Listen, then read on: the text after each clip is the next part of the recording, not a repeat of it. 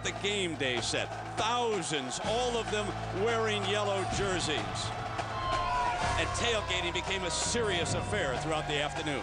Thousands outside the Niall Kinnick statue waiting for the doors of the stadium named after him to swing open. Why are they here? To see Troy Smith and the #1 ranked team in the nation, the Ohio State Buckeyes, face their beloved Hawkeyes. In the Heartland, there's a style we've come to expect. Solid, reliable, like the soil, and the people who work it. But these days, the football out here is about more than the basics. It's still rough and tumble, but with a twist. With Troy Smith in the Buckeyes backfield and Drew Tate, the Hawkeyes star, these teams have been pushing it way past the fundamentals to a whole lot of fun.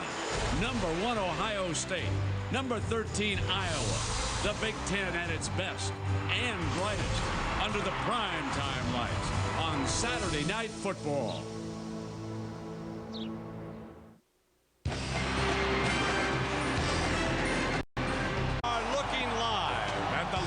Crowd to ever watch a sporting event in the state of Iowa. And for the Hawkeyes and their faithful, this tonight is their field of dreams.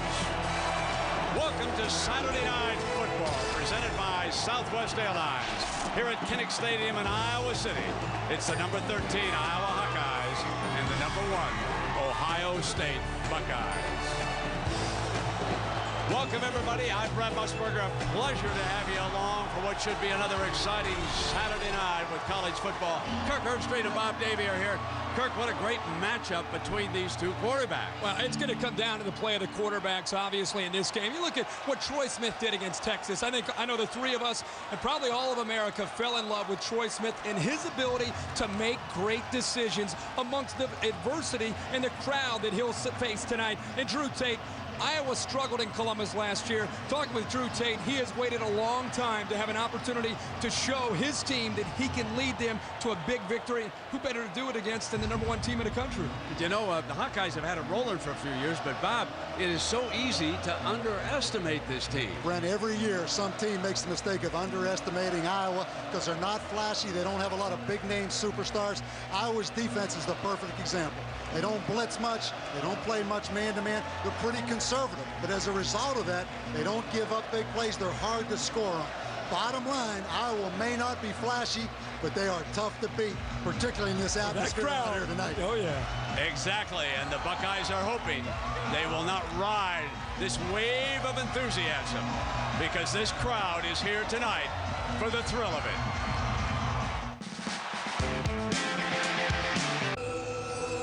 This ESPN production is available on ABC HD, presented by Dish Network. So the #1 team in the nation, and when you look at the Ohio State schedule, you can circle this date and say perhaps this is their biggest test of the season. They will be favored the rest of the way, including their home game against Michigan to end it. Now, when you look at this series record, the Buckeyes have dominated the Hawkeyes through the years. Ohio State has won 14 of the last 16 games at Kinnick. However, the last time they came in here, they were beaten. And keep this stat in mind regarding the Hawkeyes here in Kinnick. They've won 32 of their last 35. Coach Jim Tressel has been superb in big games. 6th season as the Buckeye head coach. He's won the national championship. If Tressel is not the best coach in the Big Ten, then this man is. Kirk Ferentz. Several overtures from the National Football League. Very happy raising his family in this wonderful community.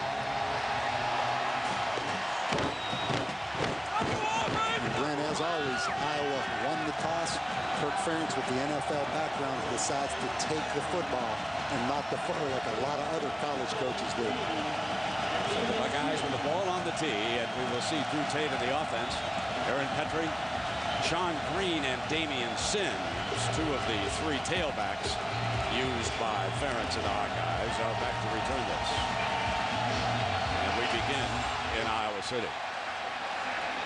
Out of the end zone, it'll come out on the 20-yard line. And Bob, we talked about Ferentz gone to practice. What do we expect from Drew Tate here tonight? Brent, I think it's pretty simple. If Iowa is going to win this game tonight and upset Ohio State, Drew Tate has to have a great game. It all starts with him. He's the leader. This Iowa football team, offense and defense, feeds off of his energy. He has won 20 games as a Hawkeye quarterback and lost only 7. That's 74%. In motion, his running back is Albert Young, and they will roll the pocket hard to the right and out of bounds, and it will be 2nd and 10. Our City, Iowa offense. Now, the Hawkeyes will not stretch the field vertically, but tight end Scott Chandler is considered their finest NFL prospect. Center Mike Elgin moves there from guard tonight because of an injury on this offensive line. Guys, that'll be one of the big challenges, is if you can't stretch Ohio State's defense vertically, like any good defense, they will crowd the line and put a lot of pressure on that running game. Second and 10 as you look from behind Young. There's Laurinaitis, and the Buckeye defense, which, if anything else, has overachieved this season. 9 of their starters from a year ago are gone, and they have not missed a beat. There's our referee, John O'Neill, over conferring. There's an official's timeout on the field. So John will come over and straighten out the clock, which is a bit of a problem here. And you can understand that the coaches, Bob, in a big game like this, they're nervous too, waiting for this to get settled in. No question. And Kirk, I don't know if I've ever seen a crowd, particularly a student body, start as early in the morning as this Iowa student body and maintain all day long. I think they started yesterday. Let's check in with Lisa Salters. Well, Brent, this is just the second night game ever here at Kinnick Stadium, and make no mistake about it, it is the hottest ticket in town. I asked some fans in here how much they paid for their ticket. One guy said, I paid $300 for mine, but another guy told me that he saw them going online for as much as $1,200 a piece. Now, something happened about an hour and a half before the game that I had never seen before. I was kind of down on the field minding my own business. All of a sudden, the stadium gates open, and you just see a sea of yellow T-shirts descend into the stands. I didn't know what was happening. I almost wanted to run myself. It was the students waiting to get into the stadium to get good seats. They haven't stopped yelling since. Lisa, I'm calling Bristol. You're assigned to a Duke basketball. 2nd down and 10. Here is the handoff, and Young is tripped off. And David Patterson, one of the 2 defensive tackles we're going to talk about right now. That success after replacing 9 starters. Folks, you just saw one of them, Patterson. He and Pitcock. Now, this might be the best defensive tandem in all of college football. David Patterson, Quinn Pitcock, all starts with that inside push. And when you're breaking in 9 new starters, having David Patterson and Pitcock coming back has allowed him to really grow as a defense. And this was Iowa did not want here in their first series. 3rd and 11.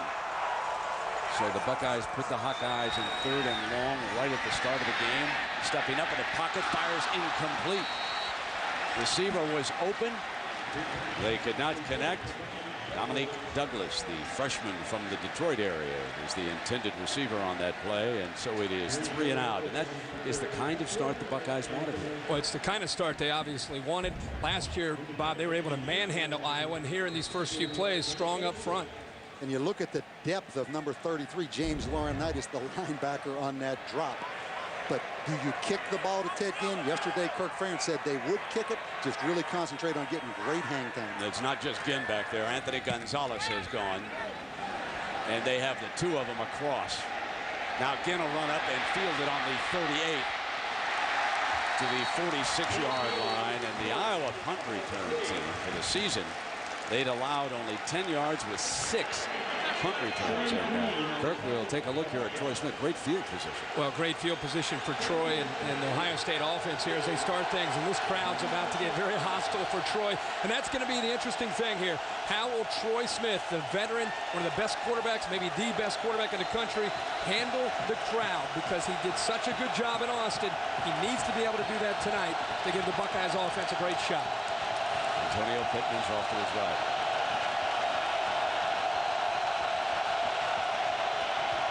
Same play that Tate ran, rolling to the right, more success. Here's Ginn. Fumble! The Hawkeyes and Ginn battle for it, and Ginn may have yanked it away. Let's let the linesman sort it out here. Yes, he did. You watch the reaction by number 7 on this replay. He saved the fumble. And a great effort by Brian Madison, the defensive end. Anytime you throw these screens, it's the defensive line that has a chance. And look at the effort right there by Brian Madison, the defensive end, to jar that football out of there. And we're going to be saying that word a lot, effort, from Iowa and their defense. Madison, a defensive lineman, coming all the way back to hit Teddy Ginn. Teddy Ginn very fortunate to be able to get back on top of that football. A first down at the 43-yard line of the Hawkeyes. And Pittman bounces to the left. That's his preferred way to run, is outside left. If you go back and chart his biggest runs, you will find that Pittman will bounce out to the left. Now let's check in on our city starting lineups. And the Buckeye passing game, they struggled against Penn State a week ago, but Pittman responded with his third 100-yard game of the season. The O-line, folks, is huge, led by 325-pound sophomore Alex Boone. He was over there on that left side. Brent, you said it. Antonio Pittman, in my opinion, it's tough to get a lot of publicity when there's 2 other legitimate Heisman Trophy candidates on offense, but he's the key to this Buckeye offense. He's the key tonight against this Iowa defense. Maurice Wells motions out of the backfield, and here's the quarterback draw with Troy Smith, short of a first down. So let's check the City, Iowa defense. Now, this front is undersized. All right, but they rely on quickness. For example, Mitch King, he's a converted linebacker who once was a high school swimmer. Now, the Hawkeyes will use zone coverage throughout the game, and free safety Marcus Pascal, he's got to help against Ginn and Gonzalez when they go deep. The big problem is if you get so concerned with Ginn and Gonzalez on the outside with those safeties very deep, that's where Bob and I keep talking about Antonio Pittman having a lot more room to run because the safeties are respecting the passing game of Ohio State. 2nd and 4 in the red zone for the Buckeyes. Pittman back in the game. There he is, bouncing left, trying to step out right at the first down marker. Got the spot. The head linesman was there. Pascal was over there, number 25. You will see him. He's a senior from Largo, Florida. Right there, you'll recognize the hair sticking out of the back of the helmet, and he's a fine safety. Kirk, you hit on it about the Iowa defense. Norm Parker, the defensive coordinator, he will rely on the front 7 to stop the run. He'll keep both those safeties back there, double cover the wide receivers. He'll force Ohio State to be patient and run the football. That puts a lot of pressure on the defensive front.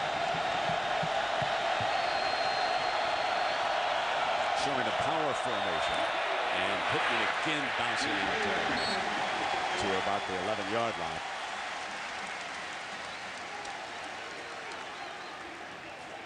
And the margin for error in this game, so much less, Kirk, for Iowa than Ohio State. Ohio State with some dynamic playmakers. Iowa doesn't have that. Not much margin for error for the Hawkeyes and Kirk Ferentz in this football game. Everything has got to go right, including a fast start. When you have the #1 team in the country coming into your stadium with a hostile crowd, the first thing you want to do is keep them hostile. And the way you do that is you keep Ohio State out of the end zone on their first drive. And because of that sideline shot, Maurice Wells is back in, and he'll motion out as a receiver. Smith is going to try to throw for it, deflected, incomplete, and suddenly the Buckeyes are in 3rd and long. And the Hawkeye coaches right now would gladly settle for 3. Norm Parker with a little bit of a little new wrinkle, doesn't show a lot of blitz, and that time on 2nd down decides to bring the pressure with his safety and outside linebacker. I think he caught the Ohio State offensive line off guard. Yeah, Norm's about as conservative as you get. Trust me. Roy Hall has checked in. He's injury-free this week. They're going to go 4 wide and try to throw for it. Got it. Touchdown. The Buckeyes spread the field, and Anthony Gonzalez with the first touchdown of the evening. And that, of course, keeps this huge crowd out of the mix early. Boy, and you can see why Iowa doesn't play a lot of man-to-man coverage. When you don't play much, it's hard to execute man-to-man, Kirk. But how often have we seen for Ohio State, especially when they're on the road and they want to be aggressive with their play calling, all the talk about Teddy Ginn, who is it early in the game? Anthony Gonzalez, one-on-one, beating coverage. Petrie nails the extra point. So the Ohio State Buckeyes looking for their 12th win in a row. And they strike first on the road as a 7-point favorite over Iowa.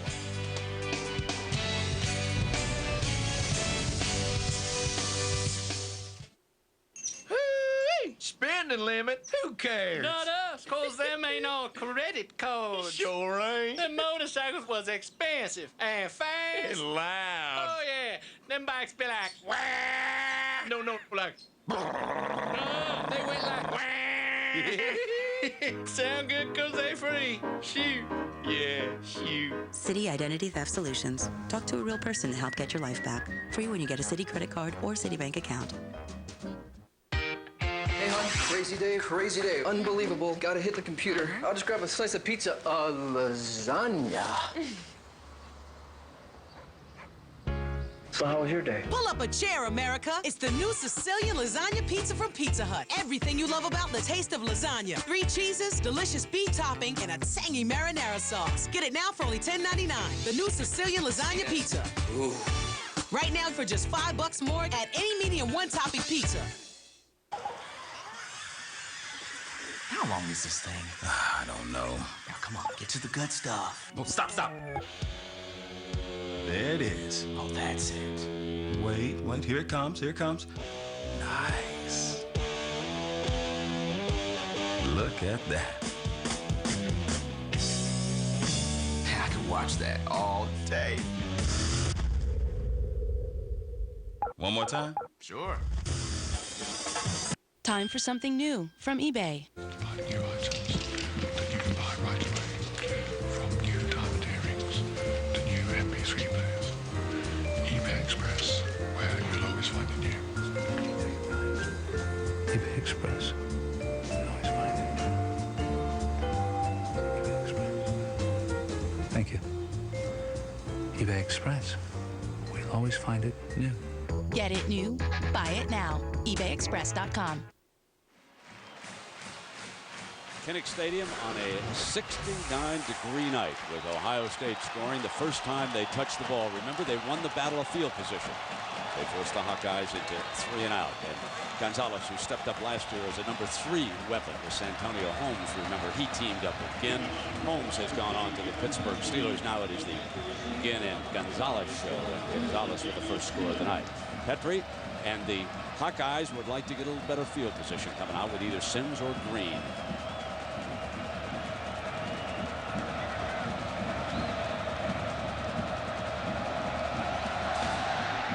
Clock starting under the new rule when the ball is kicked, and it'll come out on the 20-yard line.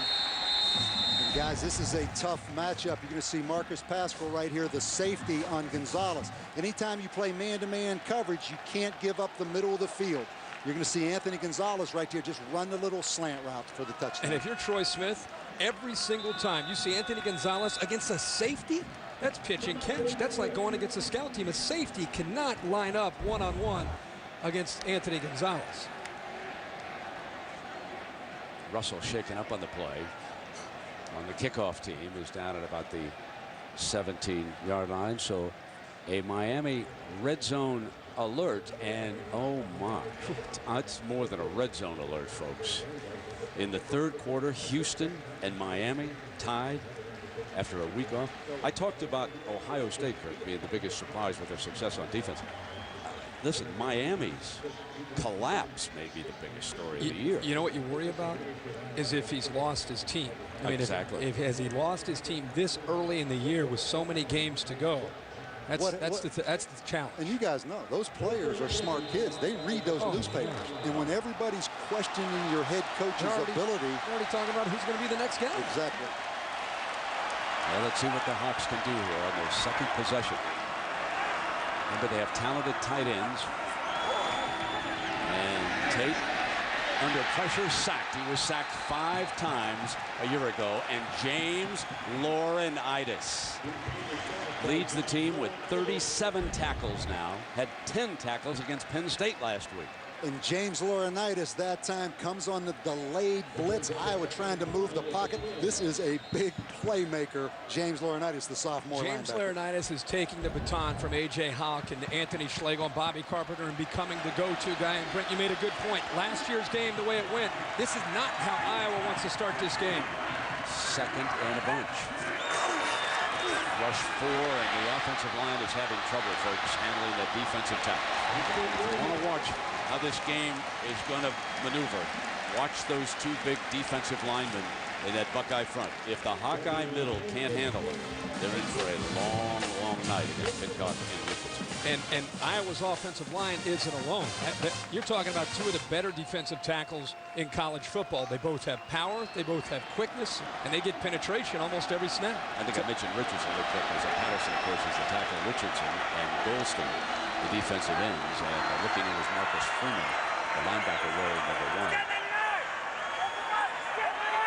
Workable 3rd and 9, but Tate's got to come up with a play. Forced. Laurinaitis draped around his ankles, completed to Herb Grigsby.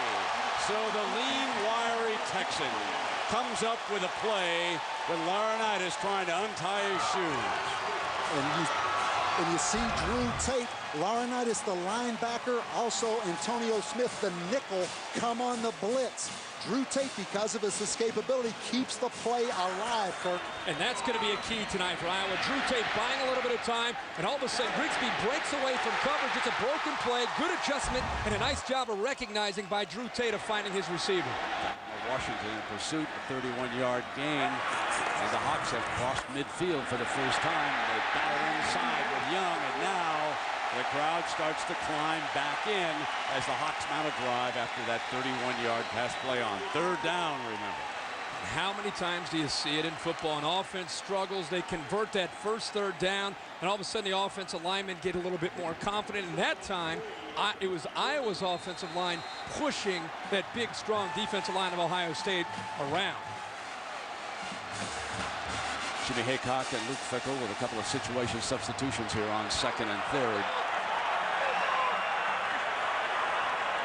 They press the front with 5. Tried to jam it, and Young still able to slip through. Well, a busy, busy day in college football. Let us check in with one of our studios, and here's Matt Weiner. Matt. Brent, let's get a Taco Bell update from South Florida. Unbeaten Houston, unranked Miami, and the Canes trailing late in the 3rd quarter when Kyle Wright hits James Bryant. Finishes off an 84-yard touchdown drive. Miami has taken a 1-point lead on their home field. A 1st down and 10. At the 36-yard line. Behind the fullback, the lead blocker was Tom Bush. And how about the impact players here for the Hawks? Well, it's pretty easy to say Drew Tate. He is the franchise, in my opinion. Albert Young, because they have to establish some kind of running game. And I was not blessed with a lot of talent or experience at wide receiver. This tight end, Scott Chandler, maybe the best tight end in the country, Kirk. He has to be a factor in the passing game. Boy, it'd be great for Iowa to try to get him into a seam vertically downfield. A lot of times for Drew Tate, that's been his best option downfield. Chandler converted wide out, and as you can see, they flex him off the line.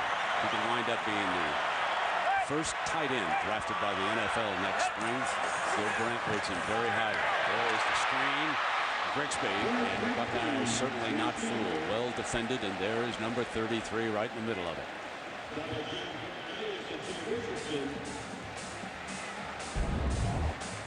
Talk about a playmaker and a guy that has a nose for the football. Watch number 33 right here, Laurinaitis. But Kirk, isn't it interesting, the 2 key plays so far in this Ohio State season, both on defense, Laurinaitis against Texas, and then Malcolm Jenkins last week against Penn State. Yep.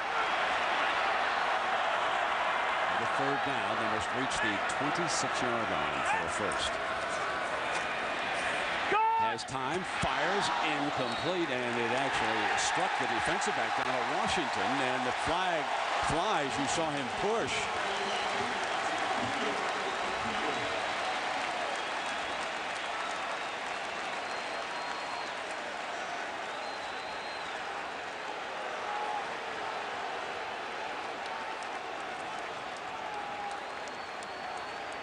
Pass interference. Number 20 on the defense. Spot foul. Automatic first down. Ohio State in nickel. Donald Washington, the junior corner at the top on the freshman wide receiver. Wow. I didn't see it. I didn't see pass interference at all. You know, I did see the push afterwards, and I thought it might be unsportsmanlike, to tell you the truth. I didn't see a whole lot of contact. But first down and 10. Buckeyes will take it. Ball inside the 25, down by 7. Buckeyes showing blitz, creeping up. Came for the outside, swarmed all over, and ball on the ground, incomplete. John O'Neill right in on top of it.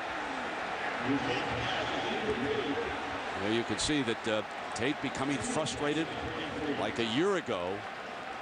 You remember when he lost it early in the second half in Columbus and spiked the ball. You're going to see Vernon Golston, I believe, number 50 from the top of your screen. He's not in the picture right now on an inside move. There he comes right there. He beats the tackle number 78, Dace Richardson, inside. That time Ohio State, Jim Haycock bringing the pressure, trying to confuse that offensive line. 2nd and 10. Confusion and overpowering him a bit. Draw play against it, and not fooled at all is Vernon Golston. Let's check in New York, and here's John Saunders. From the Sports Center 30 at 30 update, Tiger Woods is running away with the World Golf Championships, American Express Championship, Eagles 18 for the 3rd straight day. Final round tomorrow on ABC. Meanwhile, in baseball, the Dodgers are celebrating, so are the Padres. They have clinched, so the Phillies have been eliminated. Brent, back to you. John, did you see Tiger Woods today, guys? That was unbelievable on 18. Let's watch this play as he steps up, fires a strike right at the marker. He hit the freshman, Douglas. We will see how they spot the ball. Again, you have to love the courage of Drew Tate. Watch him step up in the pocket right here.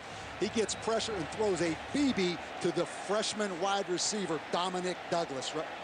And I'll tell you, for a freshman, Douglas is the receiver they're hoping is going to grow into the go-to guy for Drew Tate. That time, finding the hole, and Drew Tate, you said it, put a laser right on his chest. And how about Dominic Douglas? I like him. From Detroit, not recruited by Michigan or Michigan State. Kirk, I think they'd probably offer him a scholarship now after they've seen what he's done. Kirk Ferentz makes a living on guys like that. Well, in fairness, both those schools have got some pretty good wide receivers. Yeah. And in fairness to them, I don't want to. But a few. I see you looking at me, Bob. I'm looking at my chops right now. I know you are. You never have too many, Brent, and you don't want to play against them. Okay. Wouldn't you rather have them on your team way down the depth chart than play against them? I'm right. I could see it. I tried Lloyd. I really did. It was a handoff to the running back. Golston, very, very active. And do you remember a year ago when you watched the Buckeyes on tape or live, how Bobby Carpenter would come up to that defensive end, get down a three-point stance? It is Golston who stays down here. He is the Bobby Carpenter this year. He's just shooting through the gaps every single time with his quickness and his power. But what a special player. And this year, he's always had the physical skills. He's starting to understand his role in the defense and being able to read the offense and what they're trying to do. Here's 2nd down and 11. Rush 4. Swing to Young, incomplete. And Young normally is very sure-handed. He slips out of the backfield beautifully. He's the #1 receiver in terms of passes caught this year for the Hawkeyes. And so Drew Tate is back in 3rd and 11. The interesting story of a young man from the state of Texas who broke all the passing records down there. And when R.C. Slocum was forced out of Texas A&M, the Aggies lost their hold on him, and he wound up here in Iowa. He's a can-do guy. This is one of those downs when Drew Tate can make it work as a quarterback. Not that time. Out of bounds, and good coverage over there by Malcolm Jenkins, who could become the next shutdown corner for the Buckeyes. Anytime you play man-to-man coverage, if you can't beat them deep, Kirk, you like the deep comeback route. Here you see Jenkins just beating the freshman up. That's a senior, a veteran corner against a young freshman. He just pounded him at the line of scrimmage. He has the quickness and athletic ability, but he's also really physical. They say he just has heavy hands. And that time, pretty good illustration of that. You're right, Brent. He is the next lockdown corner for Ohio State. Look at the sign up there, the All-State. Schlicker told me before the game, I aim at the hands. He was in good hands that time. Well, we've talked a lot about James Laurinaitis. His father, Joe, is in attendance tonight. And folks, wait till you see what Pops used to wear when he went to work. You won't believe it. ESPN, Michigan leading Minnesota 14-0. Chad Henne to Adrian Arrington for 2 touchdowns. And Miami is in a struggle with Houston. That game in the 4th quarter. Brent, back to you. All right, John, thanks. Like I said, Bob Davey, Michigan's got enough receivers. They got enough everything this year. That team is pretty good now, aren't they? They are legit. You get to see Ted Ginn with blazing speed. See if he can do something with this kick or if he gets a chance to touch it. Kyle Schlicker, who kicked that field goal, has the ball on the tee. You know, he's only averaging 17 yards a return this year, 26 for his career. It's about time, Brent, to see this guy break one.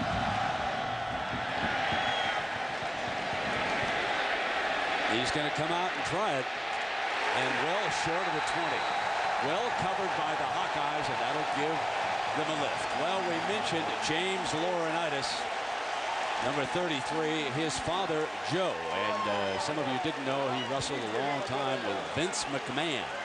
And he was known, folks, as the Animal, the Road Warrior Tag Team. Watch it. That's how James learned how to do it. Now, is that a pair of shoulder pads, folks? Now what? Now we know why 33 is all over the place growing up with Pops. Oh, my God. Mercy. First down for Troy Smith and the Buckeye offense leading 7-3. Time to go deep. Overthrew again. And Ginn was being covered by Charles Godfrey, Jr. from Baytown, Texas. Ted Ginn only 16 catches all year, but you better account for him, Kirk. Every snap. You see Charles Godfrey, the corner. They're in zone coverage right here, but even zone coverage turns into man-to-man, and the Animal. He knew he had one there. The Animal wants that one back. Yeah, he sure does. You see Teddy Ginn one-on-one against a rookie corner. You're going to take that every time. Even in zone, he ran right by him. They'll go back to that later.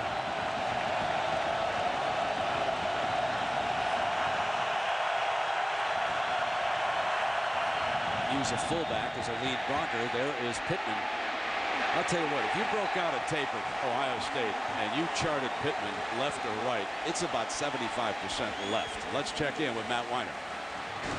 Brent, your colleague Herb Street is bullish on Washington State. We get a Verizon update from Pullman. Wazoo in it against USC. Alex Brink to Jason Hill.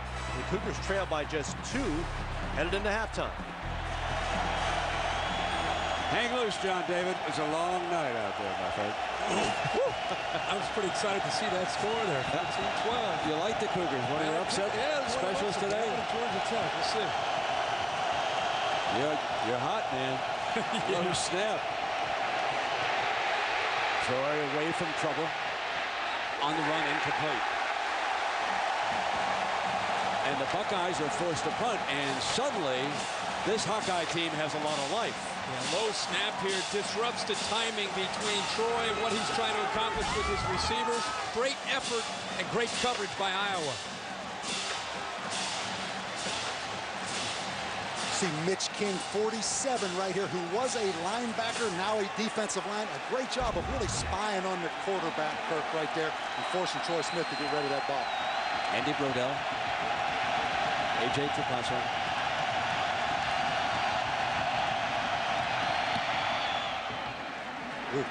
Beautiful punt. Strong to the 31. Slips and down. Knee down, down. So when we come back, the wiry Texan will come back, and we will see what Drew Tate can do, trailing 7-3 here in the first quarter against the #1 team in the nation. The Heisman back in 1939 in a 7-6 win over Notre Dame. He took a direct snap, scored the touchdown, and that day he punted 16 times against the Fighting Irish. He lost his life in a training flight in the 40s. He is legendary throughout the state of Iowa. 7-3 now. Play fake by Tate. Fires complete again. And they cross midfield with the freshman Dominique Douglas out of bounds.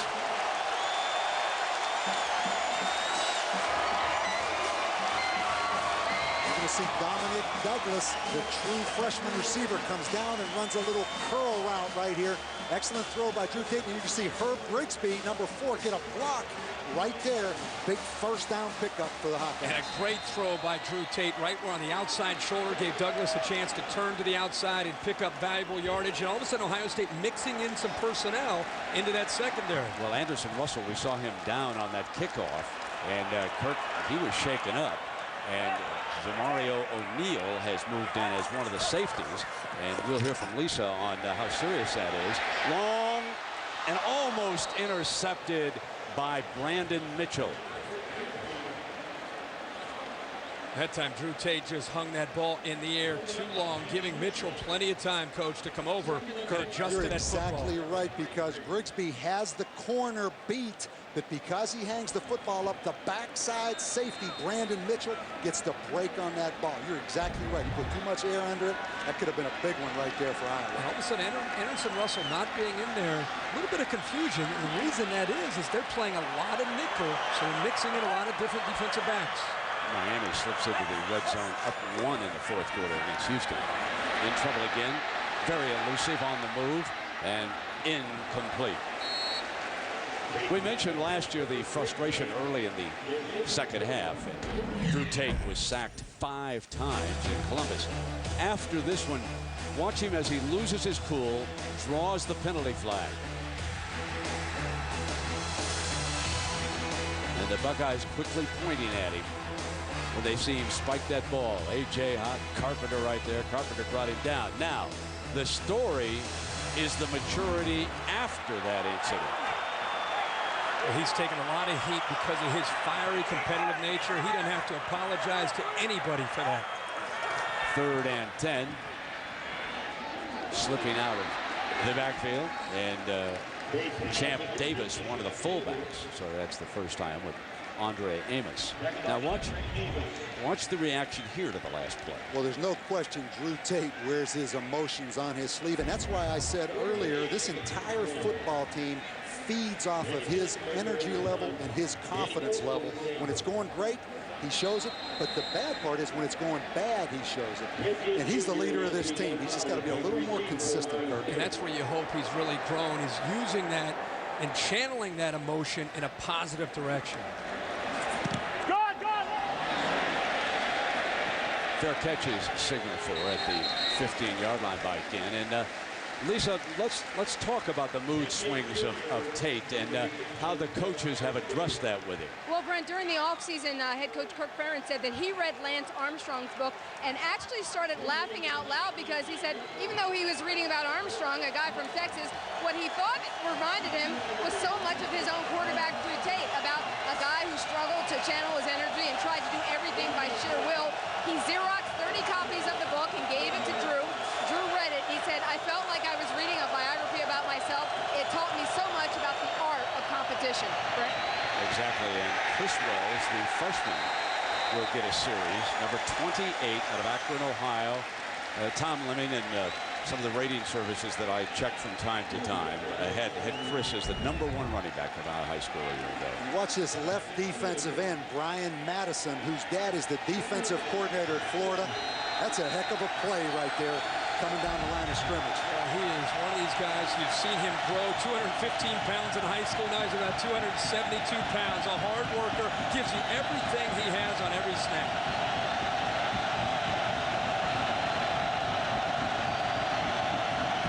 From the shotgun formation and had all time in the world and hit Roy Hall, the senior from Cleveland, who's back on the field tonight for the Buckeyes. Down to about 1:30 left here in the first quarter. In case you just joined us, Ohio State scored the first time they touched the football. They had excellent field position. They cashed it in. The Hawkeyes, with their second possession, drove down, stalled, set up for a field goal. And the largest crowd to ever see a sporting event in the state of Iowa is 7-3 now.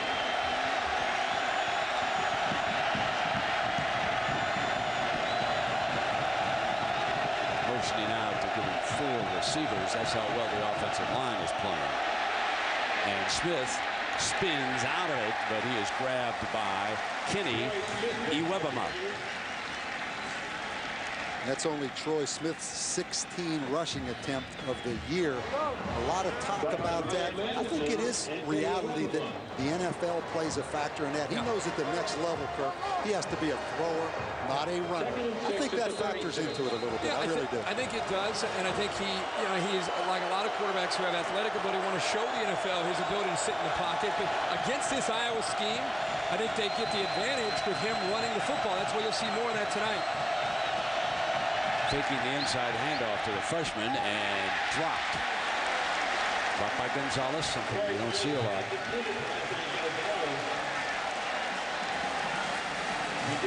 Let's follow up the point that the fellas had here about Troy Smith not running as much. I think the numbers certainly tell you the story. Now remember that when you're sacked, that yardage comes off, so it shows only 4 net yards here through 4 games in 2006. But like Bob and Kirk said, he sits back there in the pocket.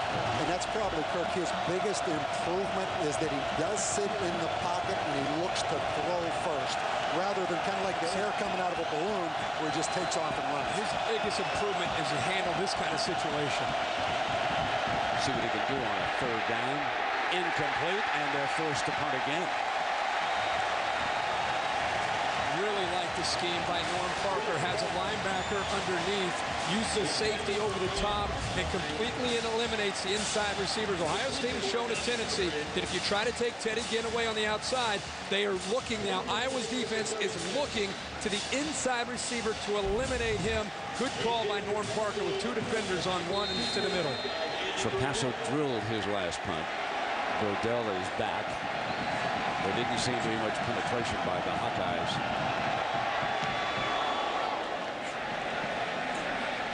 Fair catch inside the 20-yard line at about the 17. That's where Drew Tate and the Hawkeyes will go back to work here with the closing seconds of the first quarter.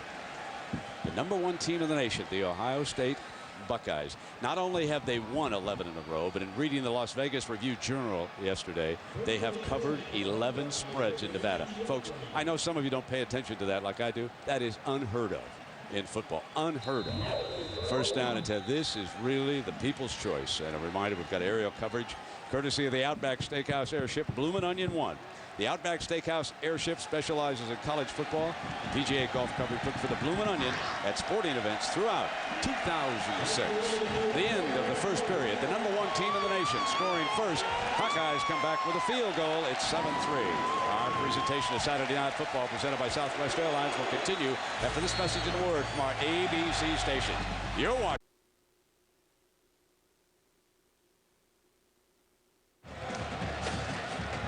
We welcome you back to ESPN Saturday Night Football on ABC, presented by Southwest Airlines. Next week, a little regional coverage. We're going to be heading out west and looking forward to the shootout between California and Oregon. Saturday Night Football, ESPN Football on ABC. 1st and 10, and a play fake by Tate. Buys a little time, and it's intercepted. Picked off by Brandon Mitchell. And the Buckeyes are 30 yards away from a second touchdown. For a veteran quarterback like Drew Tate, this is a no-no. He came off play action, a fantastic job by the Iowa offensive line. Look at all the time, but look at the eyes of Drew Tate. He looked the entire time right to Grigsby and sold the throw to Brandon Mitchell, giving Mitchell plenty of time again to come over and make the interception, Coach. No question. And we said in the open, for Iowa to win this football game, Drew Tate had to have a great game. Now the Iowa defense has to try to hold him to a field goal attempt here. Looking at option. Pittman, well defended. The Buckeyes were defended by Mitch King, the defensive tackle who jumped out. In our Pacific Life game summary with the #1 team in the nation, leading the Hawkeyes 7-3. And as you can see, they have given up 69 passing yards. However, the big thing, the turnover just moments ago. And until the turnover, you felt like Iowa had survived that initial shock of Ohio State taking the ball down the field on the first They down. recovered, came back, kind of brushed themselves off, and had some confidence until that throw. Straight handoff this time. Pittman around the left side. 10. Pushed. Tackled the 4. 4 yards away. It'll be a first and goal. Marcus Wilson and Charles Godfrey save the touchdown, but it's a 23-yard gain and more yards left side for Antonio Pittman. Brent and Bob, I think the three of us are convinced that Antonio Pittman, the nation may not appreciate number 25, but I know the three of us, and I think a lot of other people are starting to appreciate it, and I appreciate to see Anthony Gonzalez, the receiver, showing that he's a team guy, willing to take on a linebacker to help the running back to clear him again to the left side for a big game. Goal line defense for the Hawkeyes. He got him down here. Touchdown. That was pretty easy, wasn't it? Antonio Pittman.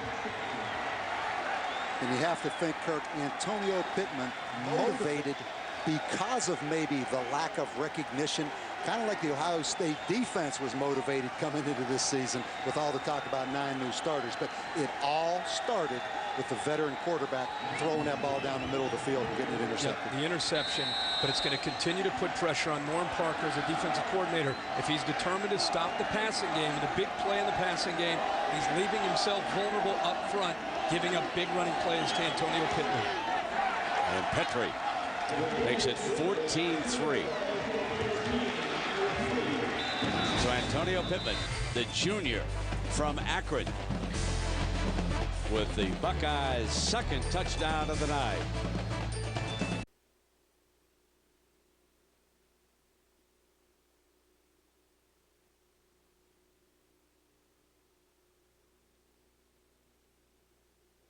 Michigan hoping to regain the little brown jug. They lost it in dramatic fashion in Ann Arbor, and here Antonio Pittman with a 4-yard touchdown run. After the interception, it just took 3 plays to go to 30 yards for the score. And now Drew Tate, and the Hawks will try to jump back.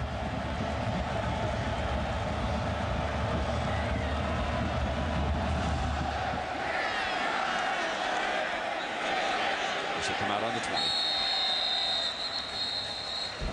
Well, guys, what Iowa wanted to try to take advantage of is 2 safeties from Ohio State. Grigsby's going to try to get to the middle of the field. Well-designed play. Only problem is Drew Tate is late. Not only does he stare him down, right in the middle of the field right now, Grigsby, if he throws it sooner, is open, but he waits, stares it down, plenty of time for Brandon Mitchell to make the interception. Now we look at the touchdown. Antonio Pittman goes in untouched, but right now, Kirk, all eyes on Drew Tate. How does he bounce back right now? Play fake again. Goes to Grigsby out of bounds, and it'll be second down. So the Hawkeyes in 4 possessions tonight tell the story against this Ohio State defense. Minus 1 yard on a punt to open. Then they moved 66 for the field goal, and then they punted, and then, of course, the critical play, the turnover, which led to the Buckeyes' second touchdown. Yeah, Brent, you're right. I mean, you don't mind the punt. You don't mind the field goal. You don't mind the next punt. It's the interception that hurt you. Colston will get down on the left side of that defense. He's been a load. They double him. Come back with the running play, and Damian Sims. He has speed, and it's a first down for the Hawkeyes. Damian Sims, number 28, the junior from Boynton Beach, Florida. It's just south of Jupiter and north of Miami. 21 yards on that run. Well, you get a lot of speed when the backup Sims comes into the game. Watch the cutback. Nice, well-designed, and then the speed to get into the second level, coach. And he shows a whole different gear there from what you're used to seeing with Albert Young. Different kind of runner. Yeah, he averaged 9.9 yards a carry last year. Had 2 touchdown runs, one of 71 and one of 66. So he's a speed element for Iowa. We keep throwing on first down. Couldn't find anybody open. Tate tucks it away. And let's check in down below with Lisa. Lisa? Well, Brent, the Ohio State Buckeyes offense is obviously firing on all cylinders, but the defense has taken a hit. Number 21, free safety Anderson Russell injured his right knee earlier in the game, and he will not return. Very visibly upset on the sideline. Several players, including Ted Ginn, have already come up to him, given him a pat on the pads and say, don't worry, we'll pick you up. Brent? And so far, Lisa, Jamario O'Neal from Cleveland, who played also for Ted Ginn's father, I believe, at Glenville. He has gone in with Brandon Mitchell. On first down, they'll come back with the running play and see if Sims can do it again. And the Bucs are ready with John Kerr, the linebacker who transferred from Indiana to Ohio State, now in their starting lineup, making the stop, number 52. And one of the things Jim Haycock is forced to do anytime you start to see a few plays is bring pressure. And he's got some backups. The linebackers, Ross Holman's in there, John Kerr's in there, Larry Grant, the junior college transfer, in there getting penetration. And, Coach, he's got so many young defenders still on the road, kind of caught in a catch-22. Do you get aggressive and get creative and complex, or do you just sit back in that base and do what you know best? David Patterson getting down in his stance. Keeping it on the ground and doing a terrific job is Sims again. Close to the 35-yard line for another Hawkeye first down. So Damian Sims and the running game give the Hawks a lift here. Again, Kirk, you're going to see the penetration of the Ohio State defense. They are in the backfield right here. Number 97, David Patterson, but Sims gives them a little bit of a breakaway guy because you're going to have to make people miss playing Ohio State because they are an aggressive attacking defense. He's making that first defender miss. 3 carries, 33 yards for Sims. He's been the difference maker in the drive. Now, the slant wide open. And they finally go to their tight end, Scott Chandler, the 6'7" senior from Texas. He's a big old target, number 87. Sure is. Quarterbacks love to throw to the big guy, but Ohio State bringing pressure. James Laurinaitis, Jamario O'Neal, the safety, leaving a huge void in the defense. Good job of protection, but look how easy a throw this is when they blitz the safety and the linebacker. Nobody left in the middle. Good recognition by Tate. Starting to get into the Hawkeyes game plan. They obviously came in believing they could throw against this secondary, that they could do something that nobody else had been able to do. But they thought with the veteran quarterback, we'll see how that unfolds. He's thrown 1 interception already. Comes back, and here's Sims, breaks away, 5-goal line, and it is Albert Young, who had come in to replace Sims, and Albert Young bursts in. So we've got competition at the tailback spot, and Sims comes in with a 15-yard score. These Hawkeyes will not give up for Kirk Ferentz. They're down 14-3. They're playing a #1 team in the country. They come right back after the interception. Drew Tate and the Hawkeyes showing a lot of courage there with that drive. And a big missed tackle by James Laurinaitis, the linebacker. Schlicker tacks on the extra point. Back to within 4. The most impressive drive of the night, finished off by junior Albert Young. 7 plays and 80 yards. What a nice compliment. Albert Young's power, along with Sims' quickness that came in there on that drive. Right here, you're going to see Laurinaitis, the linebacker, from the backside, has a shot at him. Unblocked, but he runs through the tackle of Laurinaitis and Antonio Smith. And Kirk, you said it, he's a good changeup, more of a power back, and this crowd is re-energized back in it now. No question about that. How good was that drive? They didn't face a single third down. What did the offensive yardage totals look like? Iowa 162, Ohio State 109. The difference on the scoreboard, that critical turnover.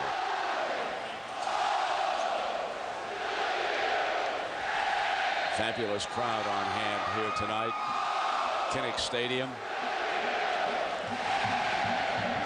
You look down from the blimp on the sea of gold, if you will, and J.B. Kirk, he made a great comment about, you know, yes, there are 4,000 or so Buckeye fans, but that's the allotment of tickets. You don't see a lot of that. In other words, these Hawkeye people, they did not take to the streets and scalp their tickets, my friends. They kept them to come and watch this game. Well, if you're not familiar with Iowa football across the country, this is a team that Kirk Ferentz has been able to build on second and third tier recruits, but it's effort and it's attitude, and when they get down, they don't give up. We've seen that over the last 4 or 5 years. He's got one of the better programs in the country. And I'll tell you what, we go all over the country doing these games. We saw Ohio State at Texas, great atmosphere. This setting right here in this stadium right now is as good as it gets all across America. These are great fans right here.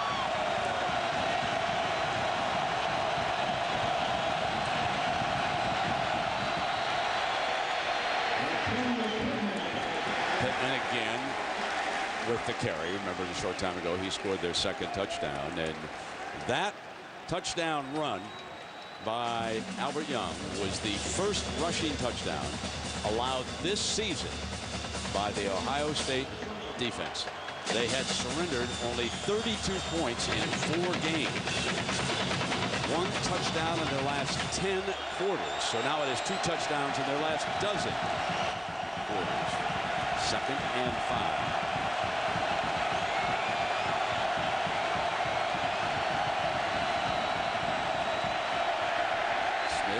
Looks for somebody, can't find anybody open, gonna dance and won't gain an inch. Throwing for a loss with Matt Krul, the sophomore from Mount Vernon, Iowa, making the stop. Let us check in with Matt Weiner in New York. Matt. Brent, here's a vote for the Pontiac game-changing performance today. Big Calvin Johnson helps setting the tone for Georgia Tech with touchdown catches in the first 2 drives of the game as Tech pulled a huge upset at Virginia Tech. Vote for your Pontiac game-changing performance. Just log on to ESPN.com, keyword Pontiac. And I would say that Calvin Johnson, with that performance, took the lead in the race for the Blitnikoff this year. Remember, Jarrett out at USC is sidelined indefinitely, not playing tonight against the Cougars of Washington State. Here, Ohio State leads it by 4. Draw play. Nothing doing. And Krul again taking Pittman down. Small but quick. This is not a 300-pound defensive line. And also start to see the impact the crowd can have on a defense and how they can energize them and get them to play with a lot of confidence. And we saw it there in 3 straight plays. Tremendous effort up front by that defensive line. Brodell waits to Passo's punt. So Passo's been booming now. Into a little bit of that north breeze, and it takes a Hawkeye bounce. They'll deal with a short field. It'll be spotted at midfield. You can see the field judge. Only 30 yards into that breeze. Hawkeyes have a wonderful chance. Is what Saturday Night Football is all about. Take a look at this scene under the lights. The #1 team in the nation trying to maintain a 4-point lead against the Hawkeyes, who will start this drive from midfield. And Damian Sims, who's back in the game, and that time Laurinaitis did not miss the tackle. One thing, guys, to keep in mind, this Ohio State defense has had a lot of people patting him on the back. This is the first time they've been away from their stadium facing a quarterback in Drew Tate, who's not having a great night, but with the experience, he has the ability to have the confidence to come back from adversity and from mistakes. That's something they've not witnessed and not had to face all year. How will they handle that as a young defense against a veteran like Drew Tate? Corners back off. Scott! Dropped by the tight end that time. Scott Chandler should have had it. Time for our Aflac trivia question. And this week's question, folks, what college team did Iowa coach Kirk Ferentz play for? And what position did he play? And I'm going to tell you the flat-out truth about this trivia question. I came in here and I said, I can't remember where Kirk went to school. And so I looked it up. It's stealing. It's too easy. Oh, for you. It's your real. We're out of the 30s and 40s for Brent. Now we move over to you. It's too easy. One of these days, you're going to give me a Ronnie Harmon question. He's here. 3rd down and 10. Deflected and incomplete.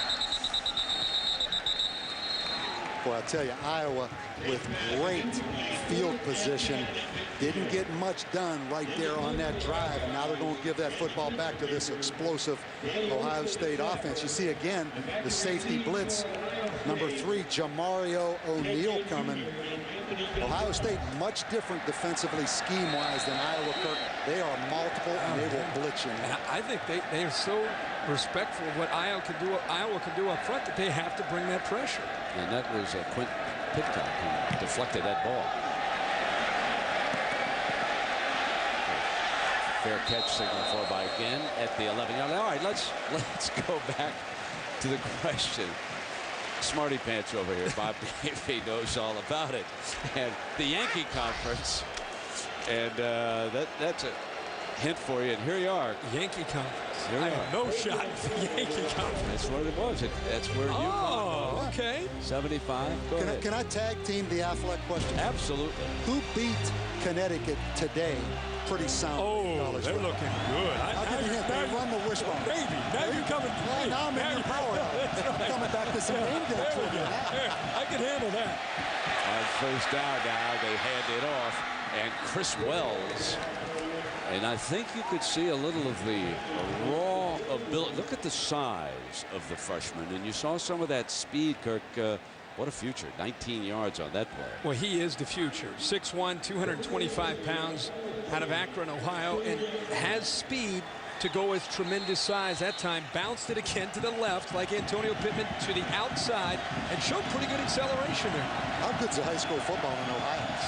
I mean, come on, they just keep reloading with talented guys now. Here he is again on the draw play, securing the ball. Remember, I think earlier did he fumble inside the 5-yard line? Yeah. How about Tyrell Sutton, who's at Northwestern? Antonio Pittman, and of course, what we're seeing tonight with Jonathan Wells, all three in the same Pee Wee league in Akron. Same Pee Wee league? Yeah. That's not a bad group. I'd hate it if somebody tried to tackle those guys. Can you imagine that? Oh. You know, but you talk about Jim Tressel. I think the thing he does best of all, because make no mistake, this is a talented football team. Great relationship, Kirk, with those high school coaches in the state of Ohio. So important. Important in every state, isn't it? Yep. Second down and 7. Option look, and Chris Wells, he's getting the rotation now. And let's check in with Matt Weiner again. Fred, time for a singular All-America Player of the Week update. Penn State's Dion Butler had an enormous day against Northwestern. 11 catches and 216 yards to break O.J. McDuffie's school record. Text VOTE to 87654 on your singular wireless phone if you'd like to vote for a shot at a trip to the national title game. And Matt, in 2 weeks, Saturday Night Football will go to Happy Valley. Looking forward to Penn State hosting Michigan. That will be some scene there, just like we have here tonight. Next week out in Berkeley, there's a swing, great catch. One-handed by Chris Wells, pulled it in, swinging out of the backfield. Well, Chris Wells is showing that he's got tremendous athletic ability.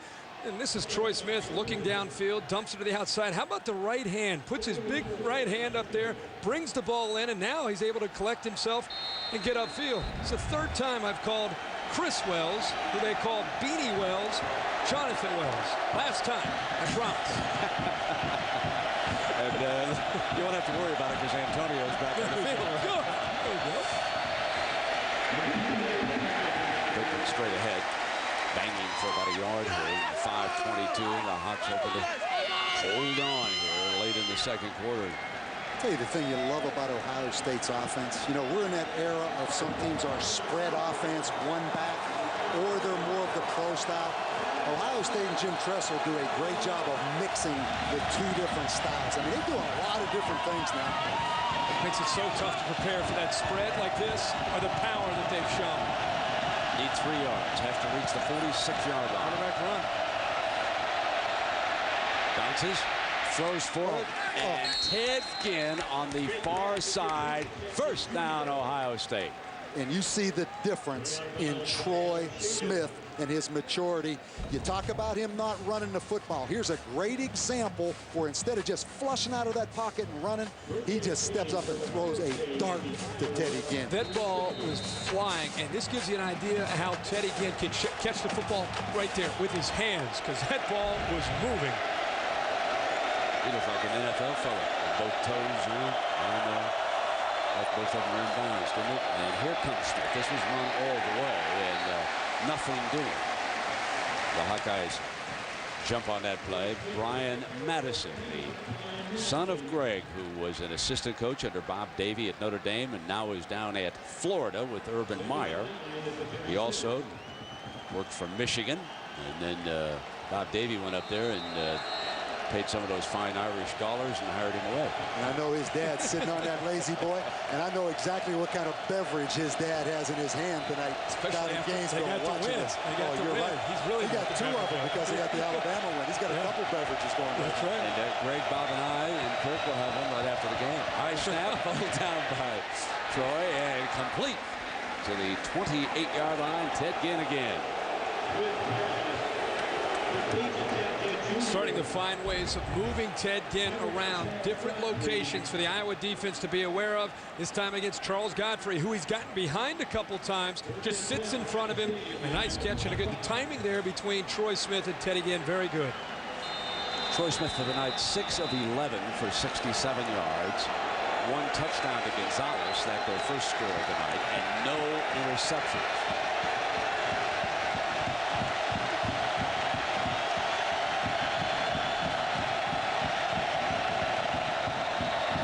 Base 4-3 look, and bouncing again is Pittman to the left. And out at the 20-yard line, who hunts a flag tacked on to this one as he was being run out of bounds by Edmund Miles, the linebacker. Brent, I think one of the reasons you're seeing him continue to bounce is because of the backside guard. Backside guard T.J. Downing this time picks up a block, and it's very patient running by Antonio Pittman. Instead of just slamming it in, he's patiently waiting for the guard to pick up that linebacker, and then he accelerates around that block, and that's about the 5th time we've seen him do that. If they can't stop it, keep doing it. Sure. 2nd and 5, averaging better than 6 yards a carry. Why not? Cole again on the left side, driving for a first down. I'm sorry, Brent, this time Steve Raring, left guard, gets a great block. Iowa's just been battling and doing such a good job. This time in the pit, you're going to see Ohio State's left guard, Steve Raring, just gets physical and push Iowa straight back. Some of that 3 yards in a cloud of dust offense. There's and I'll tell you what, right up his alley, right on cue with the I formation. Not much emotion right there.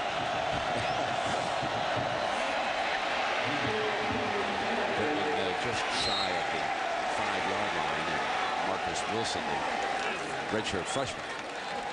I think the other thing, Bob, you can talk about this a lot better than I can, the 3-4 defense. When you have 3 defensive linemen, sometimes you get to the 4th defensive lineman up in there, and they're trying to fight inside and fight with their hands and control 2 different gaps. Maybe you can kind of explain how difficult that is. And right now, Ohio State just bouncing to the outside of that line.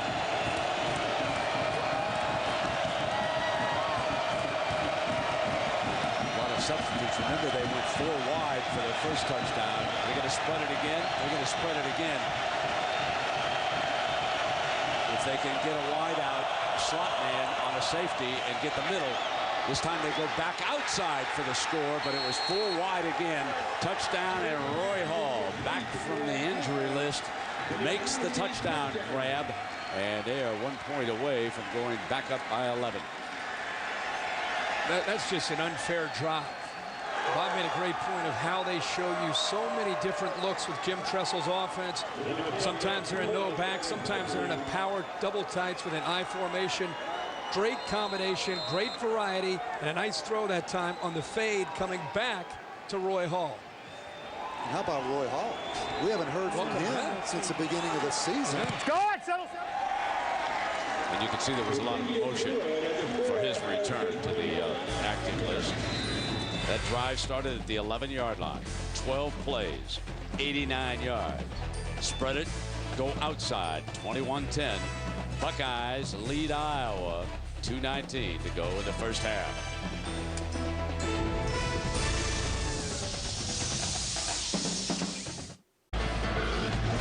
(21-10) with 2:19 to go in the second quarter. Troy Hall snaring the second touchdown pass of the night by Troy Smith, who's now 7 of 12 for 73 yards and the 2 scores as he polishes up that resume for a possible Heisman Trophy. Certainly one of the leading candidates right now. The Buckeyes ranked #1. Ball coming out on the 20-yard line, and a reminder: this fall, plan your escape. They fought to survive, and this fall they will live to escape. 67 days ago, they fell from the sky. First came survival, then confrontation, and this fall, their only hope is each other. The most anticipated season premiere of the year, Survival, was just the beginning. The hit series that became a national phenomenon is back. Find yourself lost. The brand new season Wednesday at 9/8 Central, followed by the season premiere of the 9. Here the Buckeyes hope to do something with Young, who has scored their lone touchdown, finally being brought down by Pitcock. You know, things are starting to get a little chippy down in the field, and this is an example of, we talk so much about Troy Smith and his leadership. He's on the road. Look at the freshman right here, defensive back Marcus Wilson, giving a little shot to Antonio Pittman. Troy Smith picks him up. Drew Tate. Was it caught in bounds? It was close. No, waved out of bounds. That would have been Brandon Mitchell's second of the night. It was very close, working the near sideline. Take a look here. Yeah, very close, tiptoeing. And you know, it looked like the toe was on the line, but how about this Ohio State defense? Teams have moved the ball against them, and we've seen Iowa been able to move it, but they had 8 interceptions coming into this game. They only had 6 all last year. They force turnovers is what they do a great job of. Needing 4 yards for the first. Got it. Chandler. Scott Chandler, the 6'7" tight end, with his second grab, and Antonio Smith, who is a remarkable story. That's a 17-yard gain, but I want to go back to Antonio Smith, number 14 of the Buckeyes, for just a moment. A former walk-on, a starting corner for the Bucks, working in their secondary right now, and as Chandler was going down, makes another grab. And there is number 14, and folks, he is majoring in mechanical engineering. Now, I will tell you, as you go around the country, you don't find too many corners that are majoring in mechanical engineering. Dropped at midfield. That's Champ Davis, the fullback, who's already caught one. But that's just a fine story. He's on a football scholarship now. Yes, he is. Yes, he is. He had a big interception last week against Penn State for Ohio State. He took back all the way for a touchdown. He and Malcolm Jenkins. Maybe not the most talented corner, but his work ethic has gotten him out in the field initially as a special teams player. Now he's out there playing about every snap. Coming down to the closing minute in the first half.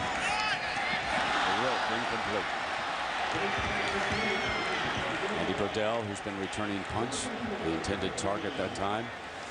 And it is 4th and 4, and Ferentz will punt here, not wanting to give the Buckeyes striking position with 1:08 to go. So Fenstermaker will try to bury it down inside the 20-yard line. Brent, we talked about margin for error.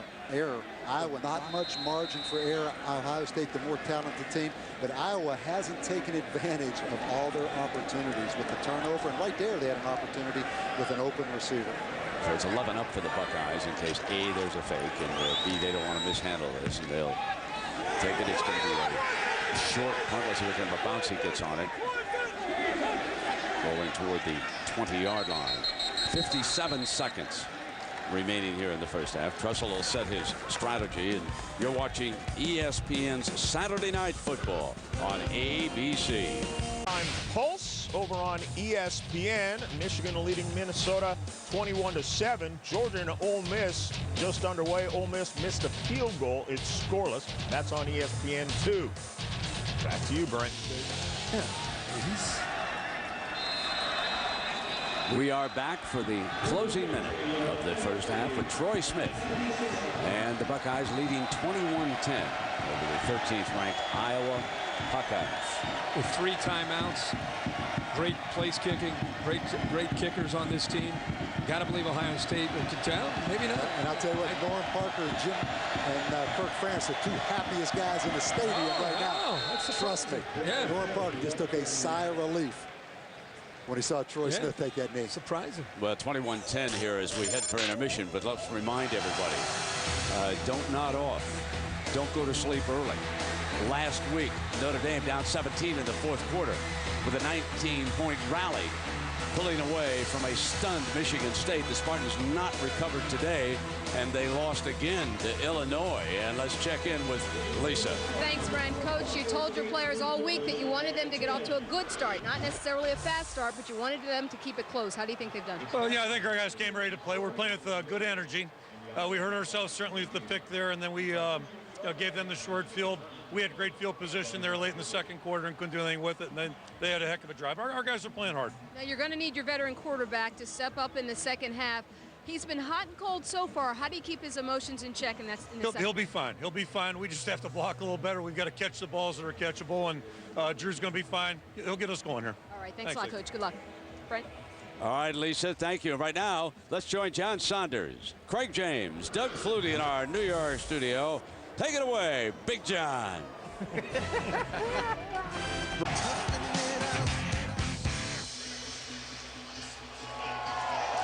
It is 21-10. Ohio State leading Iowa as we get ready to start the 2nd half of Bob Davie, Kirk Herbstreit. I'm Brett Musburger. Our Southwest playbook, Kirk, and take us through some of these Buckeye moments. Well, this was a big series for Ohio State. Iowa cut it back to 14-10.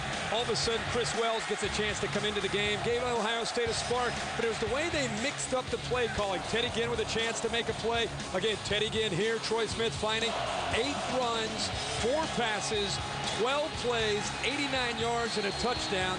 And all of a sudden, Ohio State has a 21-10 lead. And, Coach, between that drive and the interception of Drew Tate for a score, really the only difference in the game here in the first half. Yeah, Iowa can move the ball. It's staying away from the turnover. But how about Ohio State? It seems like nothing phases them. I mean, this atmosphere right here, this is an electric atmosphere. They walk in here, give credit to Jim Tressel and that senior quarterback, Troy Smith. I mean, nothing phases this Ohio State football team. And remember, the Buckeyes get the ball to start the 2nd half. So Troy Smith in the offense will come back out. And I go to protective shells on Thursday, but we changed that a little bit this week and went full pads each day, trying to kick off, change the and take a knee, and it will come out to the 20-yard line. Our Pacific Life game summary.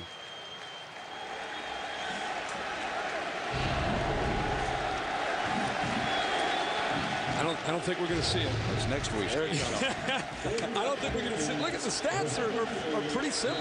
No question. As I said, Iowa can move the football. Drew Tate has to play his A game in the 2nd half. I think he probably played about a C+ or B in the first half. And a huge series here for the Hawkeye defense to start this 2nd half. So it's Pittman. Oh, went to the right that time. He crossed him up and made it about 8 to 9 yards on the first carry of the 2nd half. I think he caught Miguel Merrick, the safety, coming up in support. He wasn't used to coming up on that side. He's used to chasing from the backside. 91 yards, so as we go over 100. He had 112 a week ago. Those Iowa safeties back so far to take away Teddy Ginn and Anthony Gonzalez. We knew coming in, the guy to watch for Ohio State was Antonio Pittman. Here's Ginn, first down, Buckeyes. To the 32-yard line, Gottfried on number 7. You know, you talk about Ohio State being unfazed. You go back and look over their last 6 games going to last year. They beat Michigan, Notre Dame, Texas, and Penn State. Now that's pretty strong. When you start throwing around Michigan, Notre Dame, Texas, and Penn State. And the one constant there, the guy who's been in the center making those great decisions. He's probably played some of his best games in the games you're talking about.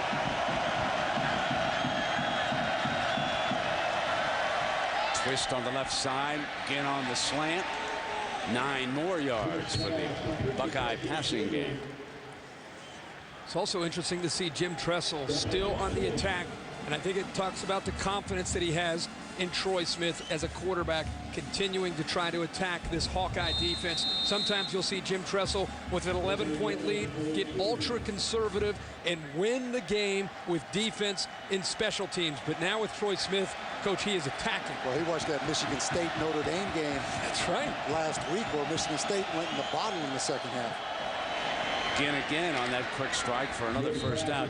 When you consider the weights of this offensive line, when you just look across the front, let's start left to right. 325 Boone, 329 Raring, 295 Dadish, 305 Downing, 310 Barton, and they're working against 270, 271, 264, 272. Folks, this offensive line starting to wear the Hawkeye front down. And Kirk made a great point, and they're going against a 7-man front because Iowa keeps playing 2 safeties instead of an 8-man front against the run.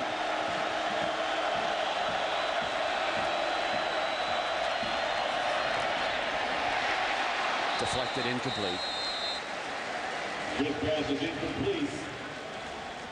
That's what Iowa needs. They need a deflection, catch a break, ball goes up in the air, somebody's got to make a play. This time they're able to get the deflection up front. It's so close to being able to come up with the interception. Kenny Owebama, the biggest playmaker up front for Iowa as the defensive end.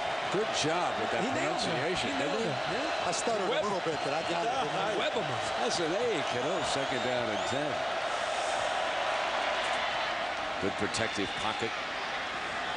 Dashing for another first down, Anthony Gonzalez, the junior receiver from Cleveland. 3 touchdowns on the season, 1 in the first half here tonight. So efficient. And when you look at the Buckeyes and you think of the big picture, this team is the only one that controls its own destiny in the BCS. Let me explain that to you. They are a solid #1 right now. Win out. They are going to Glendale, Arizona to play for the championship. The battle for #2, very much up in the air. But all the Buckeyes have to do right now is win out. They're going to be favored the rest of the way. And remember, their next big game, their last game, and it's at home against the school up north. Michigan comes to Columbus, and Bucks will be favored in that one. And by that time, if Ohio State's able to escape tonight against Iowa, I think there's a very good chance that you have 11-0 Ohio State against 11-0 Michigan, with a chance to decide the winner of that game goes to the national title. I know there's a lot of football. I know they have to go to Happy Valley. That's it. I know it will be there. But that's going to be Michigan's toughest game that they have left before they get to Columbus in a couple weeks on primetime football on ABC. You got it. ESPN football. I'm sorry. Yes, sir. About the 38-yard line. And so take a look at this schedule. Bowling Green, Michigan State, Indiana, Minnesota, Illinois, and Northwestern. The only team that I can think of that won in that group is Illinois today against Michigan State. I think they all lost last week. The only game at the beginning of the season was at Michigan State, and they've come apart at the seams. They play Michigan before they play Ohio State. So yeah, but Michigan State, they come apart and go back together more than any team in the history of college football. I don't know. After losing to Illinois, you think it's possible to recover? Call my 800 number if you like it. There's the handoff. And Chris Wells, the freshman, is on the field. I don't think there's any question that we're watching, in my opinion, the best team in the country right now. I know they're ranked #1, but I think they are the best team in college football because they are so balanced on offense. And we look at Jim Tressel and Teddy again, all the weapons they have offensively. The weapons they have. I had a chance to see Auburn in person on Thursday night against South Carolina. They had a scare. I think they're the most complete team because you know that young defense is going to continue to get better, and their offense is not only explosive, but it's very diversified because of the way they can attack it. Here's the old Woody Hayes formation. And Smith may have juggled it the way he dove in after it. Maybe he was just trying to find a hole to Well, you always burrow hear, into for the first down. You hear low man wins. There's no question Iowa was underneath the offensive line of Ohio State. He's short. Yes, he is. I think you're right, Brent. I think you're right. I think he lost the football. Excellent penetration. No question. You're right. The ball was on the ground. Yep. Very lucky to get that ball back. Yes, he is. I think Daddish was helping. So they're going to go. Your power eye formation. Got it. Chris Wells, the freshman, behind Stan White, leading fullback. Keeping the clock running, 1st and 10 now. Boy, how about this shot? That's sweet. Looking straight down on it. Missed tackle right there at the line of scrimmage. Iowa had an opportunity with penetration right there, but it's hard to knock back a 230-pound running back like Wells. Now that, don't you love the blanket shot like that? How about That the was drive? Skycam. How about the drive to start the opening of the second half? I don't want to give the blank too much credit. That was Skycam? 1st down and 10. Oh, beautiful. Wide open in the middle. Gonzalez maintains his balance. Don't give up too much. Toward the end zone. Touchdown, Ohio State. Are you kidding me? Do they have a couple weapons on that football team? 30 yards. And you thought that Gonzalez was going to give up the 1st down for a moment. Great effort, but it's again the way they attack, spread you all over the field with 5 wide receivers in the effort to not give up, and then he picks up a big block right there by Brian Hartline, and then has the effort to get the ball into the end zone. Anthony Gonzalez did not give up and just go down. He fought all the way back and picks up a big block by Hartline. It's a touchdown. Aaron Petrie tacks on the extra point. And the Buckeyes open up an 18-point lead. Troy Smith and Ohio State looking to maintain their hold on number 1. You're watching. And Gonzalez with his 2nd touchdown catch. And folks you've never heard. Sellout crowd grows so quiet so quickly. Through the years, they have suffered at the hands of Ohio State. And right now, they are suffering again. Coming out on the 20-yard line, we'll see if Drew Tate can mount some kind of a rally. And you're going to see Ohio State in an empty formation. The linebacker, Klinkenberg. Gonzalez is going to come down and run a little stop route, and then it just turns into missed tackles. But the spread formation, spreading the field, Iowa normally a great tackling football team. And I'll tell you what I'd pay to see. I'd pay to see Anthony Gonzalez race Ted Ginn. And I promise you, it's going to be close. It would be very close. I think you underestimate his speed. You underestimate Gonzalez's speed. There are coaches and players on Ohio State that would tell you that Anthony Gonzalez is faster than Teddy Ginn. Am I listening right here? I'm telling you. I'm telling you. I have to take your word for it. When you had the Fiesta Bowl, it's hard to imagine anybody being much faster than number 7 when he's in the open field. Right. So I just go by what they said. They say Anthony Gonzalez. Match race. 2nd down and 10 here for the Hawkeyes. Albert Young in at tailback. And let's take Bob and Kirk. Guys, give me an idea of what the Hawkeyes might be able to try. You know, they dropped 3 passes. You heard Kirk say to Lisa as he was leaving to go into the locker room at intermission that they had not blocked well and dropped balls. They dropped 3. Now, what can they do to help themselves here? They did all that, and they had 190 yards offense in the first half. Right? They can move the football. The problem is now they're 18 points behind, and they have to try to move it in chunks to get back in this football game. That. There's a chunk to the tight end, Scott Chandler. He dropped 1 of the 3 in the first half.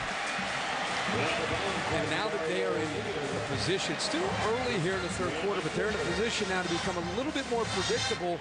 It becomes even more pressure is put on Drew Tate to make good decisions with the football and keep his composure. We've been watching him throughout the entire night. And I know he's a competitor. I know he's fiery, but he has to stay positive. He cannot get down on himself, and he cannot get down on this offense. He has to keep being positive about the Hawkeyes' efforts. Tom Bush, hard-working fullback, comes in to circle out as a safety valve.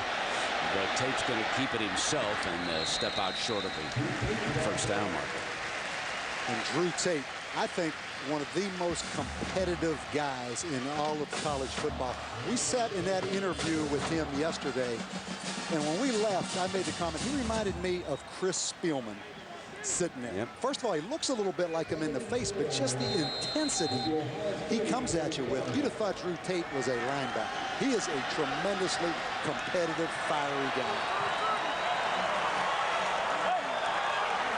Second down, 4 yards to go. And stop this will bring up third down. Well, Lisa's standing by with a good friend of ours, Steve Alford, the basketball coach. Lisa? That's right, Brent. Coach, you've played in big games before that aren't going your way. How do you keep your kids' heads in this game? Well, Kirk and his staff, you know, we try to emulate a lot of the things that he and his staff do because they just do a phenomenal job and they do it the right way. And you just can't change things to where your kids, it's what you practice. And I think that's why our teams traditionally under Kirk, we just keep getting better because they really focus on the important things. Now, if you could have one player on either team, on your basketball team, who would you pick? There'd be a lot of them out here. There's a lot of athleticism, a lot of speed on the field tonight. Just one, though. Pick one for me. Oh, that's hard. Because then I'd have to drop somebody on my team, and I love my team, so I don't want to have to drop anybody. Now, you guys were 25-9 last season, and you beat Ohio State to win the Big Ten Conference title. What's the prospect for this year? Well, I think we're a lot like a lot of our league teams this year. We got a lot of new faces, and you know, other than maybe just a few teams in our league, newcomers are going to have a lot to do with the league race this year. Where last year we were a league that had a lot of vets. So I think we'll be very exciting. I think we're going to be a lot more athletic than we have been in the past. Thanks a lot, Coach. Thanks for stopping by, and good luck this season. Thank you very much. Brent. All right, Lisa, thank you very much. Let me help him out. Scott Chandler is 6'7". He might be able to take that basketball team, you know what I'm saying? So the Hawkeyes got their hands full here with the #1 team in the nation, the Buckeyes, 28-10. That's the Capitol, and these great views from overhead are being provided by the Outback Steakhouse airship Bloomin' Onion 1. Captain Chad Palmer at the controls high above Kinnick Stadium, and right now at the controls of this Buckeye offense with some 4,000 of their loyalists who have traveled here. And they gave them corner seats. There are a lot of families and players who are watching, and they're enjoying it right now. Leading 28-10, and the Hawkeye fans trying to urge their defense back into this.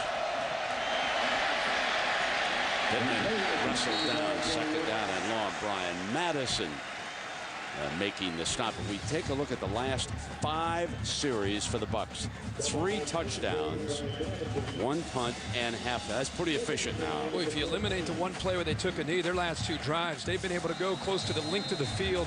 11 plays and 12 plays. They find themselves right now in a similar position. It's because of the great balance. Tonight, they've run for 145. They've thrown for 134. Jim Tressel doing a great job of mixing things up.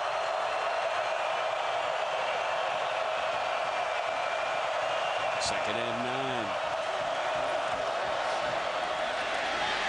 Here's Pittman. You know, we talk about Troy Smith and his candidacy for the Heisman Trophy, and his signature moments certainly so far this year came against Penn State last week. Now, passing game may have struggled overall, but not this wonderful moment. And what a rope cut. This is one of those plays, even when you don't have a great day, they show over and over for your Heisman candidacy. But you know what impresses me most about that? The media after the game tried to get him to say that was the Heisman moment. He would not bite on it at all. I mean, this kid interviewed now, he's like Tressel being interviewed. Yeah. He's so politically correct. He'll be wearing a sweater vest over there before we know it. Empty backfield again. 3rd and 7. Gonzalez again. The quick one for another first down. He has wonderful football instinct after he catches the ball. Well, he's about a 4.0 student. If he doesn't play pro football, he wants to go to Stanford law school. That's pretty strong, isn't it? Yeah. Talking He's about still Gonzalez. sacking out in that chamber. On game day this morning, he's inside. I don't think they I don't know refer what to it exactly. I don't think that's a Chamber? technical term. No. Sacking out in that chamber. We might want to come back and clean that up and let Lisa talk about that story. Sacking out in the chamber. Stand tuned.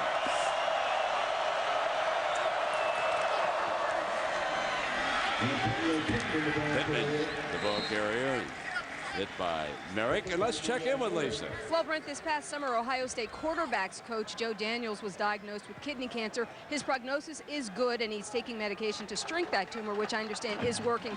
But while he was receiving treatment at home and in the hospital this summer, he'd often get visits from number 10, Troy Smith. He told me that sometimes they'd just sit around and talk, other times they'd watch film. I asked Smith why he did it. He said, I wanted Coach to know that I care about him, not just as a coach, but as a person. I asked Daniels, what did those visits mean to you? And he said, everything. Brent? Yeah, it was very, very warm moments, like the time that Troy has spent with quarterback prospects. Chris Wells gets the carry, and the freshman. Time bomb waiting to explode, isn't he? Let's check in with Matt Weiner with an update. Matt, what do you got for us as we come down the stretch on a Saturday? Well, we got Washington State making a game of it, but running out of time in Pullman. Alex Brink to Dwight Tardy. Tardy's just in time to cut it to 6. Wazoo has the ball back, but inside a minute to go and down by 6. Meanwhile, Joe Cox and Matthew Stafford have played tonight for Georgia, but no offense. The Bulldogs trail in Oxford. And the Trojans, Matt, do not like traveling to the Palouse. Looks like they're going to survive with a minute left in that one, but a scare delivered by Washington State. And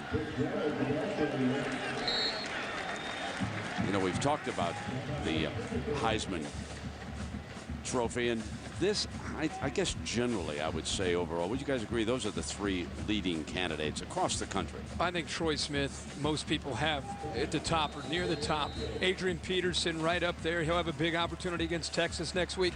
And Brady Quinn, look at their schedule. Their next 6 games, he may average 4 touchdown passes per game, which will get him to close to 40 going into the USC game. So I think those are your top 3 for most people. From behind the freshman, Chris Wells. Long reach for the handoff. I got a question for you guys. We talk about the Heisman with Troy Smith, Brady Quinn. Let's just take those 2 guys. Let's say you're an NFL head football coach, and you have to make a decision right now. You take Troy Smith, or do you take Brady Quinn, Kirk?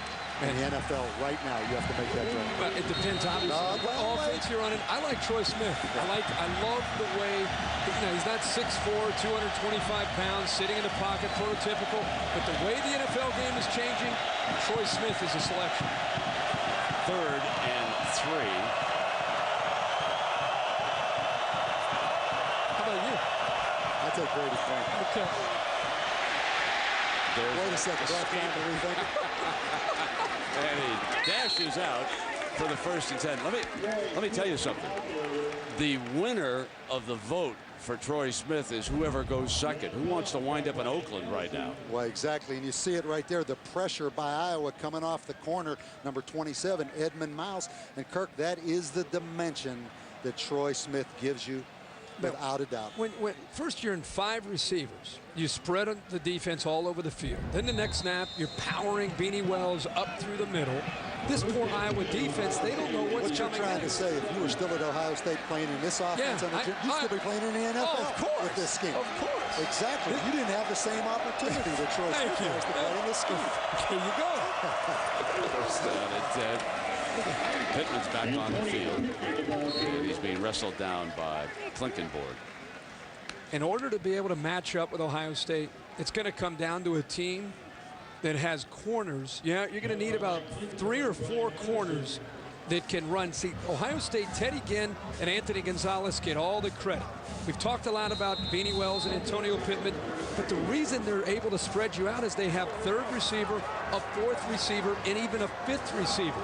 The depth at that position with Troy Smith's ability to run and throw and the power running, that's what makes this offense the best in the country.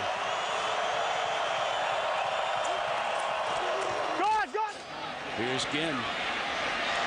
Slips for a first down to the 18-yard line, and Ted Ginn Sr. applauds that. Now, Kirk, you told me what, there were 2 or 3 guys faster than Ted Ginn, or no, you said 2 or 3 guys said Gonzalez was faster than Ted Ginn. Yeah. But that's a great move out there. And this guy, at one point coming out of high school, the #1 corner in the country, he has now made, in my opinion, the complete transition to wide receiver. Let's make that perfectly clear before those nasty emails come in. I didn't say that. That's what I was told. Don't blame me. Good. Good. You're up here. I forgot. You'll get it all. First down and 10. All inside the 20-yard line.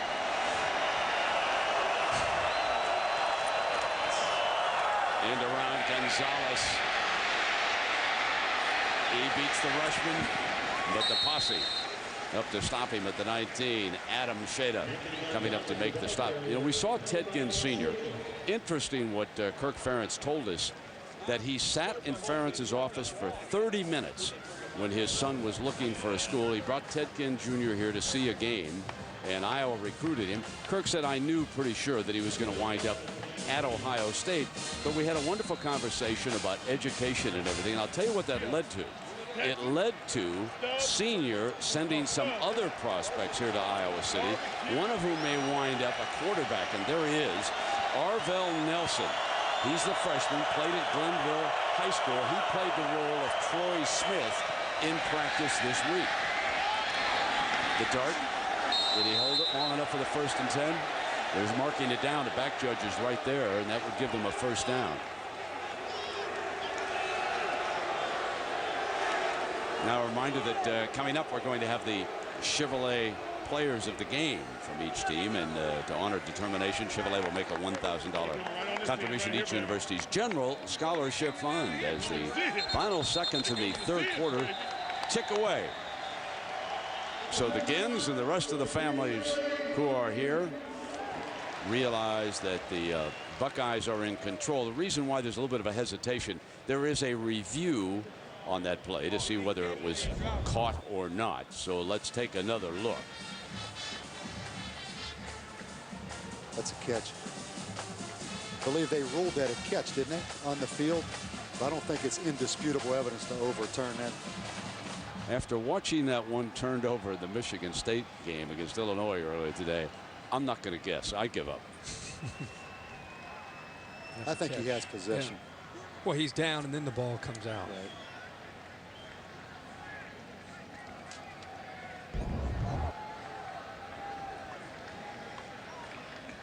Ted again having a pretty good night. What's he got there, Kirk? 8 catches, 79 yards. Last few drives have his ability to make plays in that open field when the corner sits soft on him. Surprised me a little bit. He only has 1 carry. Talking about Ted Ginn on the year for -6 yards. I would have thought after that reverse they ran against Notre Dame in the Fiesta Bowl that reverse package would be really a big weapon for them this year. That's usually where Jim Tressel saves that for a game that's played on November 18th.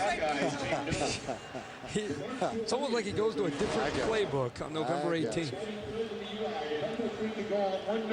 Watch the elbow come down, ball is secured, then the ball comes out. For the first time in our history.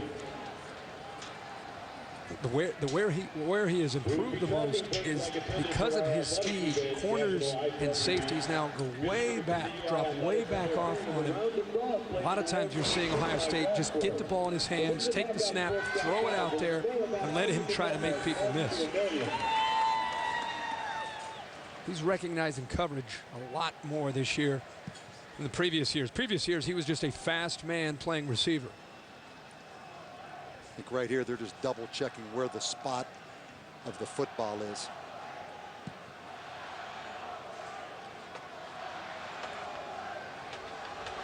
You see enough delays like this and you see enough mistakes like were made in the Oregon game, and you're going to say get rid of it. Yeah, and we have the new coaches rule, or the new rule that all the coaches hate, of the continuous clock and the change of possession. We take plays away from the game, but we take all this time to make a decision. Evidence that the pass was incomplete. It will be 3rd down 11 yards to go. That play ended the quarter. I said, hey, you said? With the fourth quarter. You learned earlier today, you said. Now we learned twice. Fumble or forward pass? I'm still shaking my head about that one. Anyway, our presentation of Saturday Night Football, presented by Southwest Airlines, will continue after this message and a word from our ABC station. You're watching ESPN College Football on ABC. Guys leading the Hawkeyes 28-10, and we begin the fourth quarter. Ohio State 4 receivers in with Antonio Pittman. They've been motioning, going to an empty set, trying to attack the middle of the defense of Iowa. Iowa man-to-man coverage again. They're going to have a hard time covering him. Incomplete. We overthrew Gonzalez that time. Straight man-to-man coverage by Iowa. They had the matchup they wanted with Gonzalez on Marcus Wilson. They tried the corner route. Football overthrown right there by Troy Smith.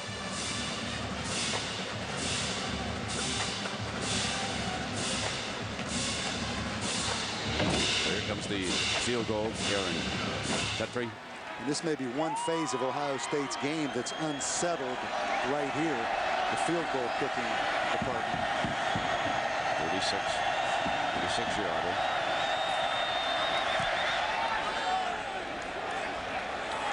Not that time unsettled. Made it, huh? Look good. Well, there's the Woody Hayes lookalike from see that hat there, folks? Reminds us of an incident. Let's take you to the wig and pin. And Mike Gattens stole Woody's cap. Here's the pictures of the scene at the very end of the game, and there is the Woody Hayes cap.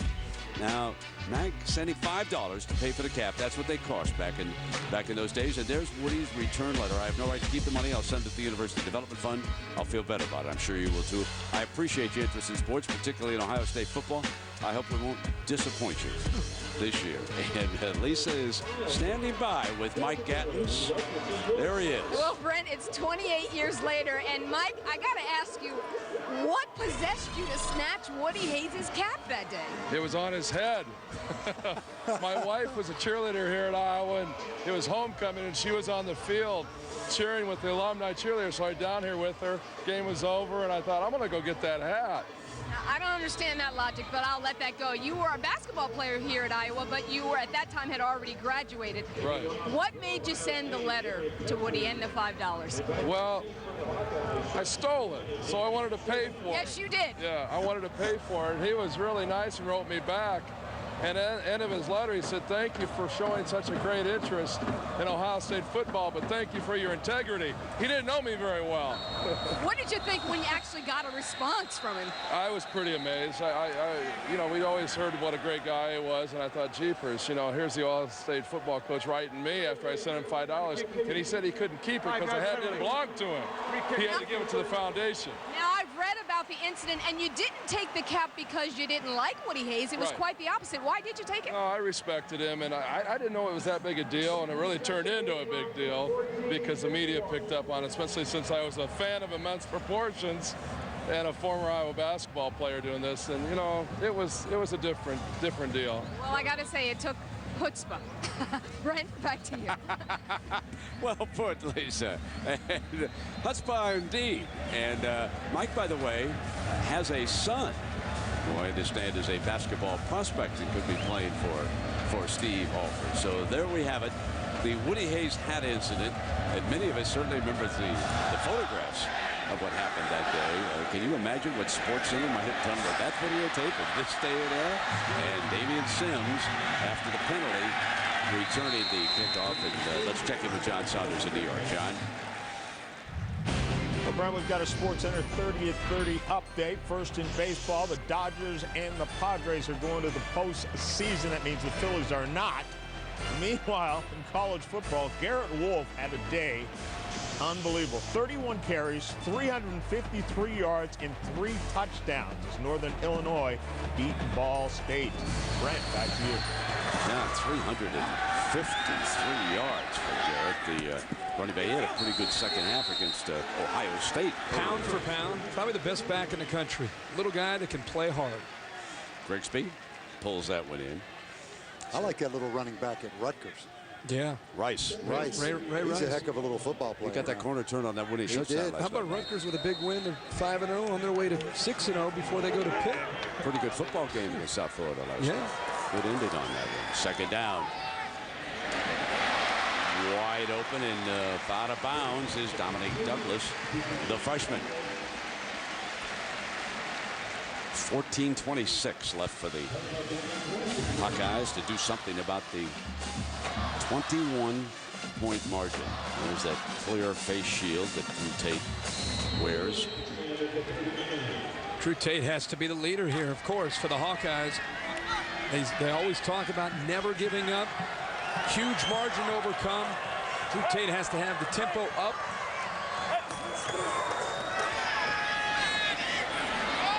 Middle. Got it. Throws a perfect strike to Andy Brodell. Earlier in the game, we saw him throw this ball late. This time, he throws it on time and gets it in there right over the linebacker before the safety can come over to make a play. Nice job by Drew Tate. Yeah, excellent timing on that. Ohio State in 2 safeties dividing the field in half and hit that void right down the middle of the field. Coming back with Sims. Stood up at the 29-yard line. Jamario O'Neal, in case you just joined us, number 3, has replaced the injured Anderson Russell.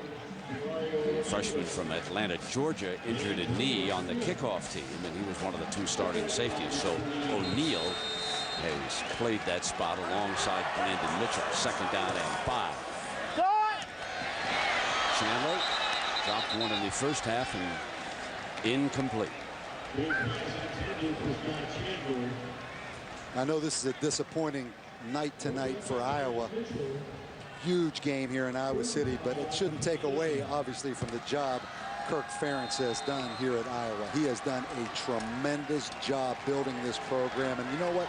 Bob Bowlesby, the AD, who's now at Stanford, deserves some credit for being patient, because Kirk Ferentz started out 1-15, and he had the patience to stay with it. Almost intercepted by O'Neal. Number 3 with a hand on it, and it is 4th and 5. 4th down, and that time Ohio State. They're giving Drew Tate in this offensive line different looks. They bring the linebacker Laurinaitis, and it frees up Jay Richardson, who's coming through, moving from the outside to the inside, and it really forced Tate to get rid of the ball before he wanted to. Almost an interception.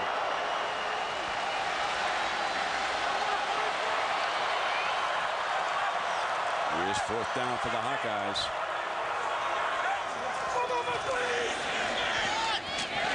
Chandler got it for him. First down. The big tight end picks up the first down. Hawkeyes need to strike quickly. 3 touchdowns behind. One of the luxuries of having a big target after the blitz is you can get rid of it and put it up in the air. Scott Chandler is a former receiver at 6'7", about 255, showing a lot of toughness and grit, moving down to that tight end spot, getting better each year. Fumble on the snap, picks it back up, fires, complete. Making up a play. Douglas, the freshman. You know, we mentioned Iowa a little bit thin at wide receiver. We're going to see Drew Tate right here, really for the second get time. The laces here, Coach? Had problems, but keep in mind, Eubanks, the starting center, injured against Illinois, not playing tonight. And just so much shotgun, that puts a lot of pressure on a new center in there. How about Drew Tate, just an athlete? I don't even think he had a chance to get the laces. Just grabbed the ball and threw it out there.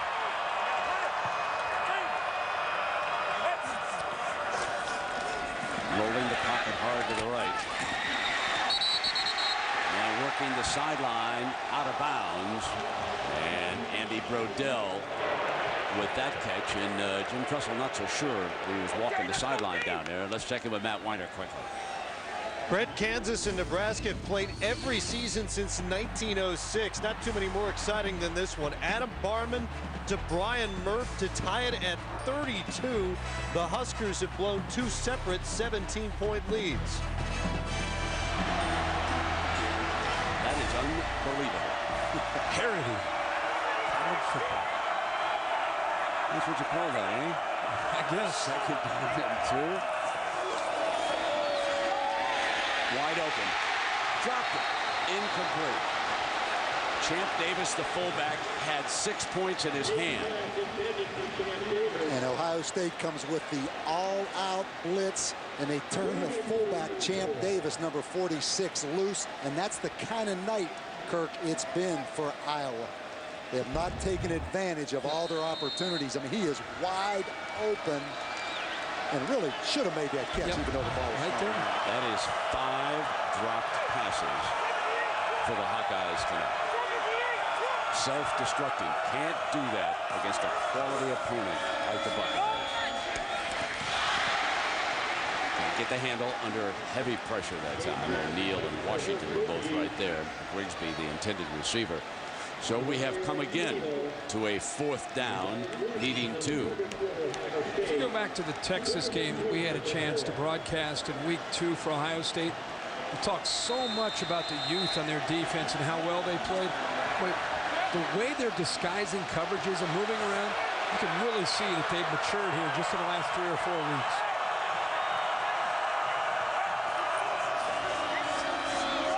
Strike, touchdown. Beautiful look away that time, and Andy Brodell, the sophomore, makes the catch. 13:08 left. Extra points important now. The touchdowns behind. Timing on that route, a little play action, and Andy Brodell, you see a little window right there in the middle of the field. Marcus Freeman, the linebacker, right over top of him to Brodell. Love the play action to the other side and then turning and coming back to the right. Slicker, the kicker, adds the extra point. Brian Momelson, my spotter, made me promise I'd say that at least once. You got it in? You're watching Saturday Night Football, ESPN Football on ABC. But as Bob Davies said during that commercial break, this is a very, very important series coming up here for both teams. This is short and returnable. Here comes Ginn. Short of the 20-yard line. So Troy Smith in the offense will have a 1st and 10 coming out with Brutus saying, come on, eat up some time. We'll see what happens in a moment. 1,000 to pay the scalper. You go up there to the top and you look on down and you hope right now is crunch time for the Hawks. They need the football back. They cannot allow the #1 team in the nation to eat up a lot of time right here. Pittman is stopped on 1st down. That'll put him in 2nd and long. Pacific Life game summary in case you just joined us.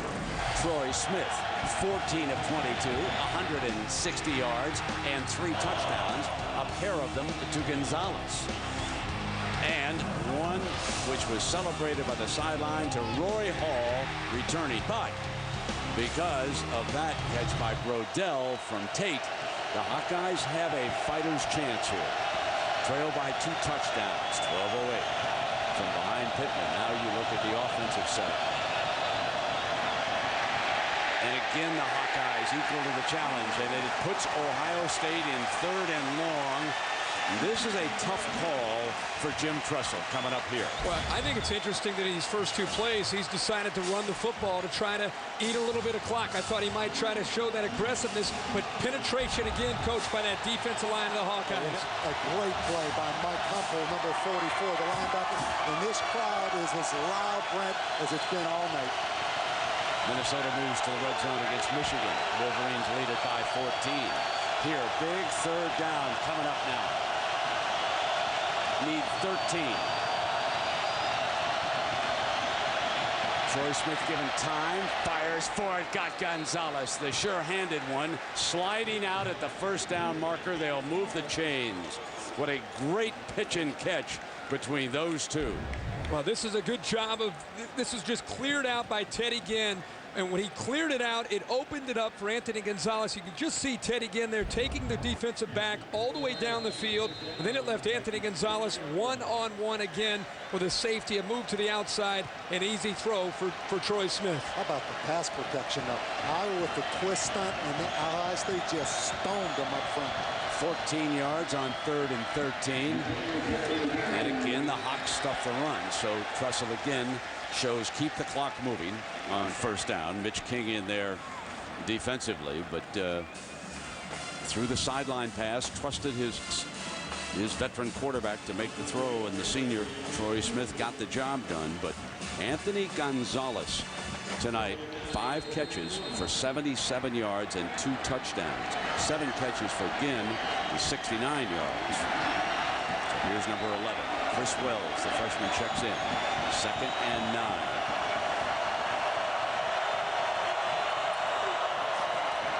Keeping it on the ground. So this will be another big 3rd down. Let's quickly check in with John Saunders in New York. John.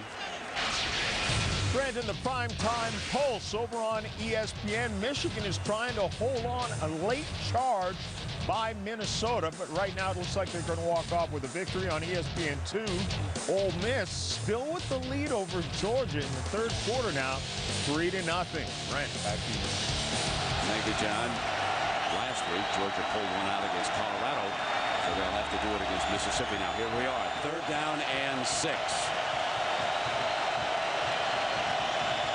Better cover number 11 with your Iowa. Iowa scrambling defenders all over. Deflected. Incomplete. And it is 4th down. Ohio State forced to punt. 9:42 remaining. Mitch King, the active defensive tackle, batted it away. Coach Davey will tell you this. When a quarterback just gets rid of the football quick, it's tough on the defensive line to get in there, get your hands up as a defensive lineman. And King, the former linebacker, instinctively gets the hands up to bat the ball down. Now, Trapasso has been a very strong punter here tonight. Andy Brodell will try to do something. He's standing back on the Hawkeye 20-yard line.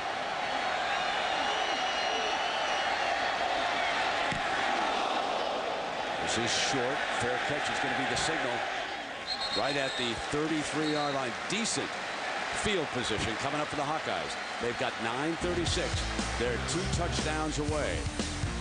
Need a quick strike, and then they've still got to stop the juggernaut of Saturday night football. The #1 team in the nation, the Buckeyes of Ohio State. They have led it all night long. 2 touchdowns up. Drew Tate and the Hawkeyes trying to battle back as we reach the top of the hour. And Albert Young, the running back, with that reception. And a reminder that on most of these ABC stations that you've tuned into, stay tuned now for your late local news immediately following the game. And a reminder that over on ESPN, for those of you who need some more sports, go on over there because SportsCenter is going to have the top 25 upset watch. 2nd down and 4. Tate in a hurry-up mode. Fumble! Ball is on the ground. Buckeyes claim they've got it.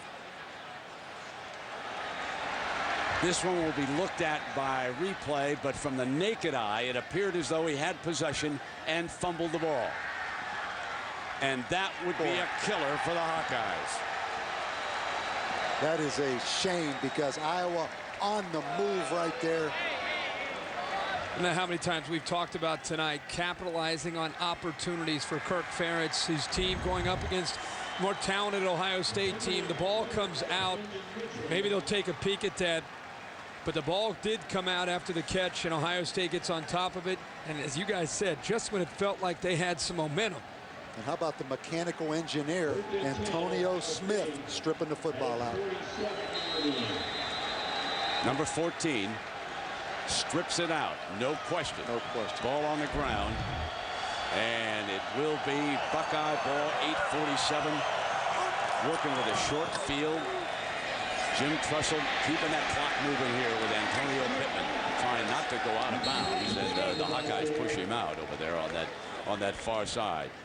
So what looked like a budding rally turns completely around as Chandler, who has had a tough night trying to catch the ball, has one stripped away.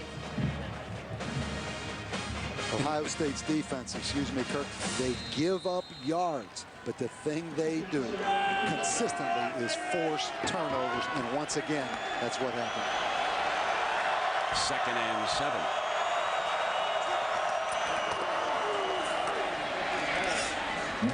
Clock continues to run. It'll be 3rd down in.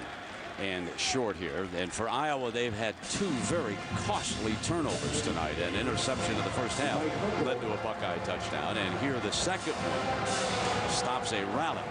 They trail it by 14 points.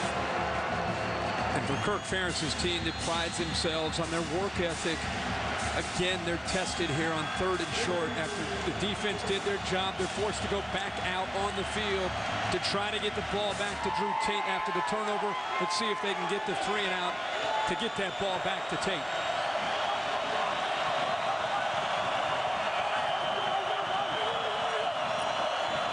Snap pulled down with the left hand, and Troy Smith trying to run for it. He's short of the first down. And interesting call coming up here for Jim Tressel, whether to go and run Smith for a first down this 4th down. He's taking a look and talking to the fellas upstairs right now, getting some input. What do you think we ought to do? Kirk and Bob, what do you think they should do? I think he'll punt the football, try to pin them back up 14 points, try to make them drive the field, the length of the field. Jim Tressel prides himself on special teams. This would be an opportunity for Trapasso to try to pin them back. And remember what Jim says. The punt is the most important play in football. I asked him if he had said that this week, and he said yes. And of course, you can see how things can turn around in terms of field position. He lives by that. And here is the punt that Kirk thought he was going to do. It'll roll down and be downed at the 5-yard line, and the Hawkeyes are 95 yards away. You can't fault that decision. That's Jim Tressel in a nutshell, making a decision with a 14-point lead. And you're watching ESPN Saturday Night Football on ABC. Buckeyes lead it to make it a 7-3 game. Meanwhile, Nebraska needed overtime, but they did beat Kansas 39-32. Brian.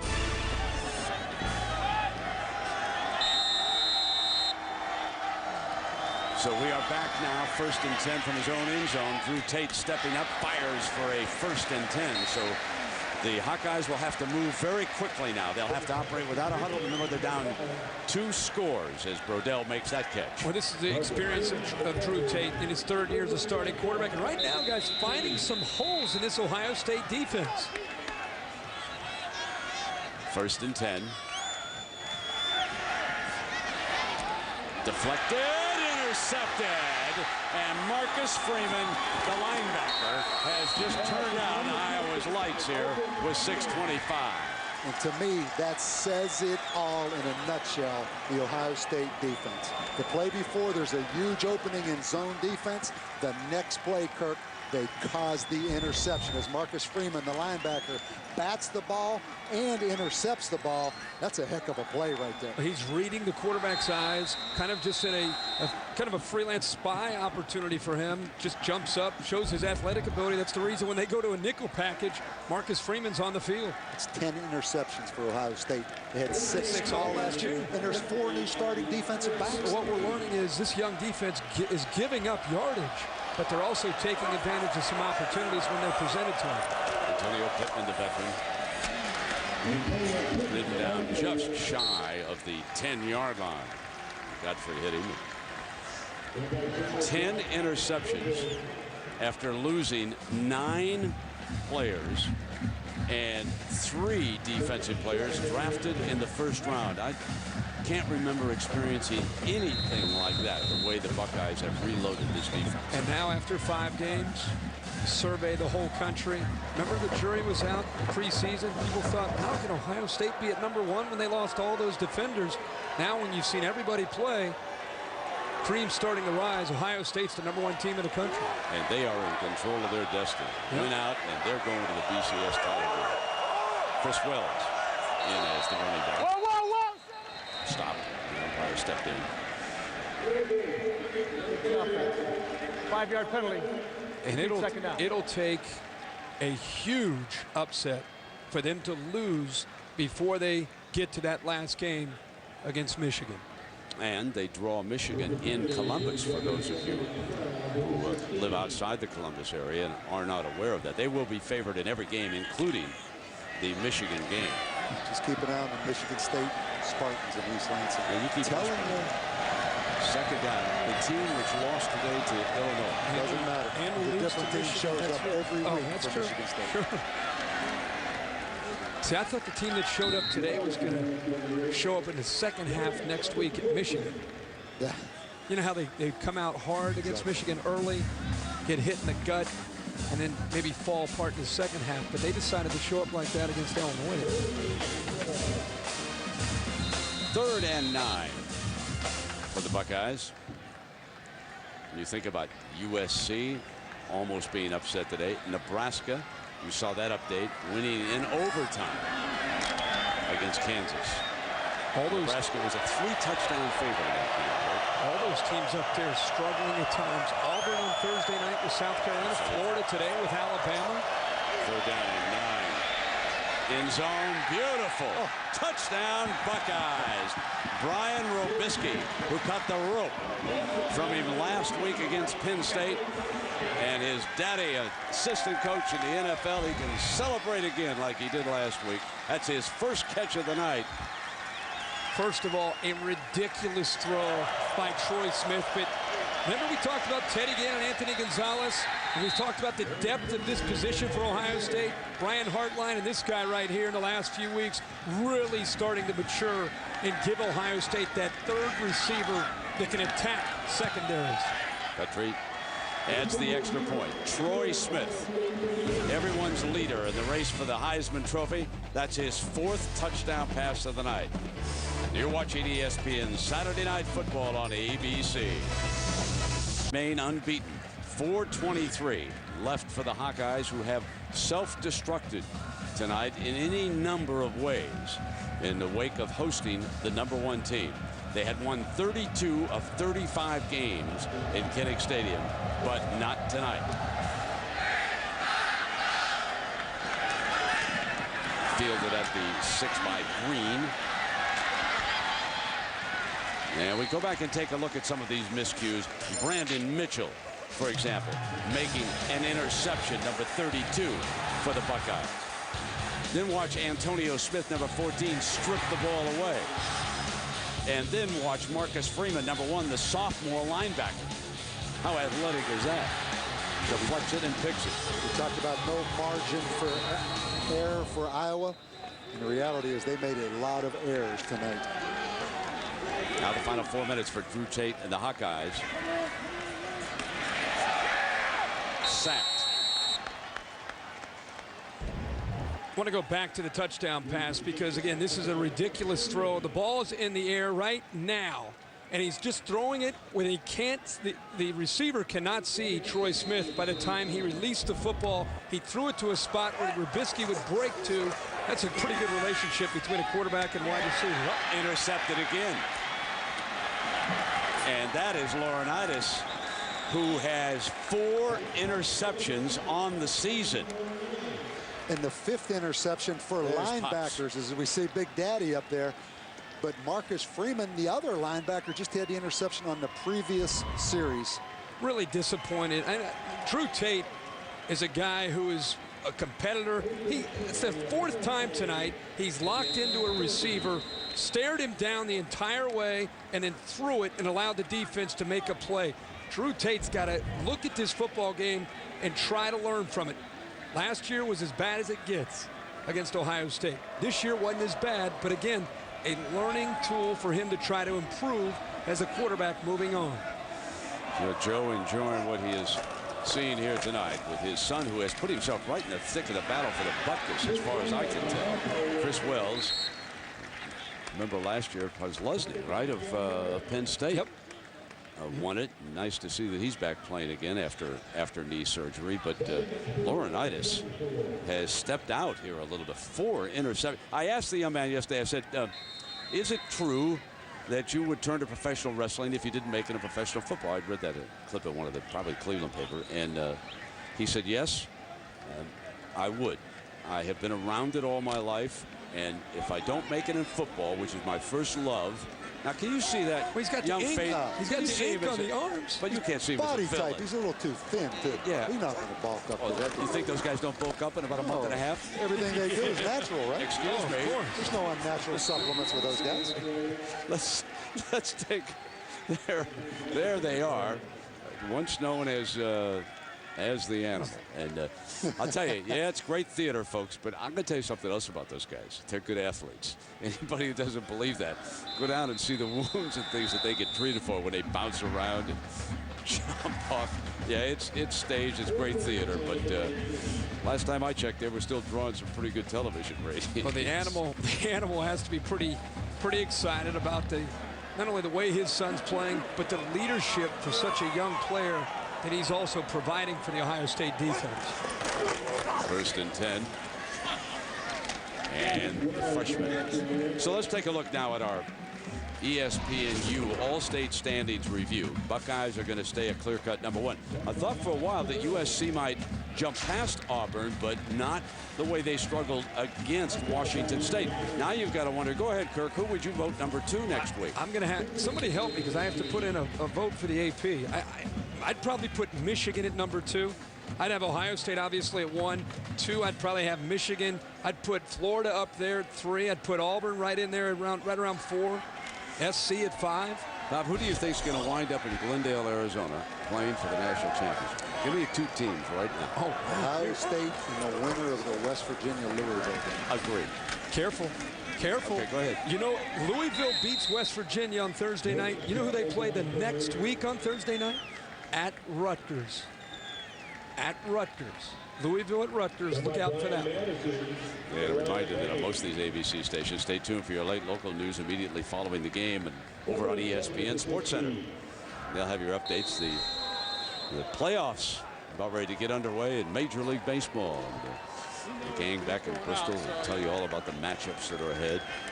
So this one a disappointing night for the Hawkeyes, who self-destructed in the face of a very, very talented Ohio State football team. Make no mistake, if you're going to beat these fellas, you're going to have to play your best game of the year, and make no mistakes, they're that good. Maurice Wells is in to bring it down. Let's give our Chevrolet players lead.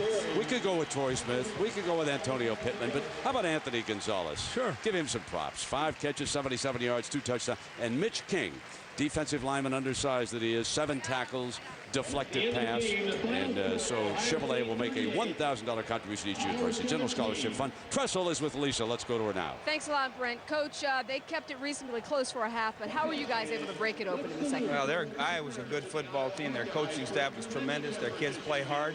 Our kids hung in there. This was tough odds. There was a whole bunch of gold out there, but our kids kept playing. They kept hanging together. We didn't make many mistakes, which was a good thing. And, you know, we lost Anderson Russell early in the game, our starting free safety, but we adapted, and Jamari O'Neal came in and did well, and they just hung in there. You said you didn't make many mistakes, but this Ohio State defense, you forced so many turnovers. It's become the trademark for tonight. How does that make a difference? Well, it's all the difference in the world. Now, we had a great defense a year ago. We didn't force as many turnovers. This year, we're probably not doing as well in the yardage category, but we're doing a great job in the takeaway category. Now, Troy Smith looking more and more Heisman-like, Troy, with every performance. When did it start clicking for you tonight? Because they kept it reasonably close for a while. First off, I want to thank God, you know, because without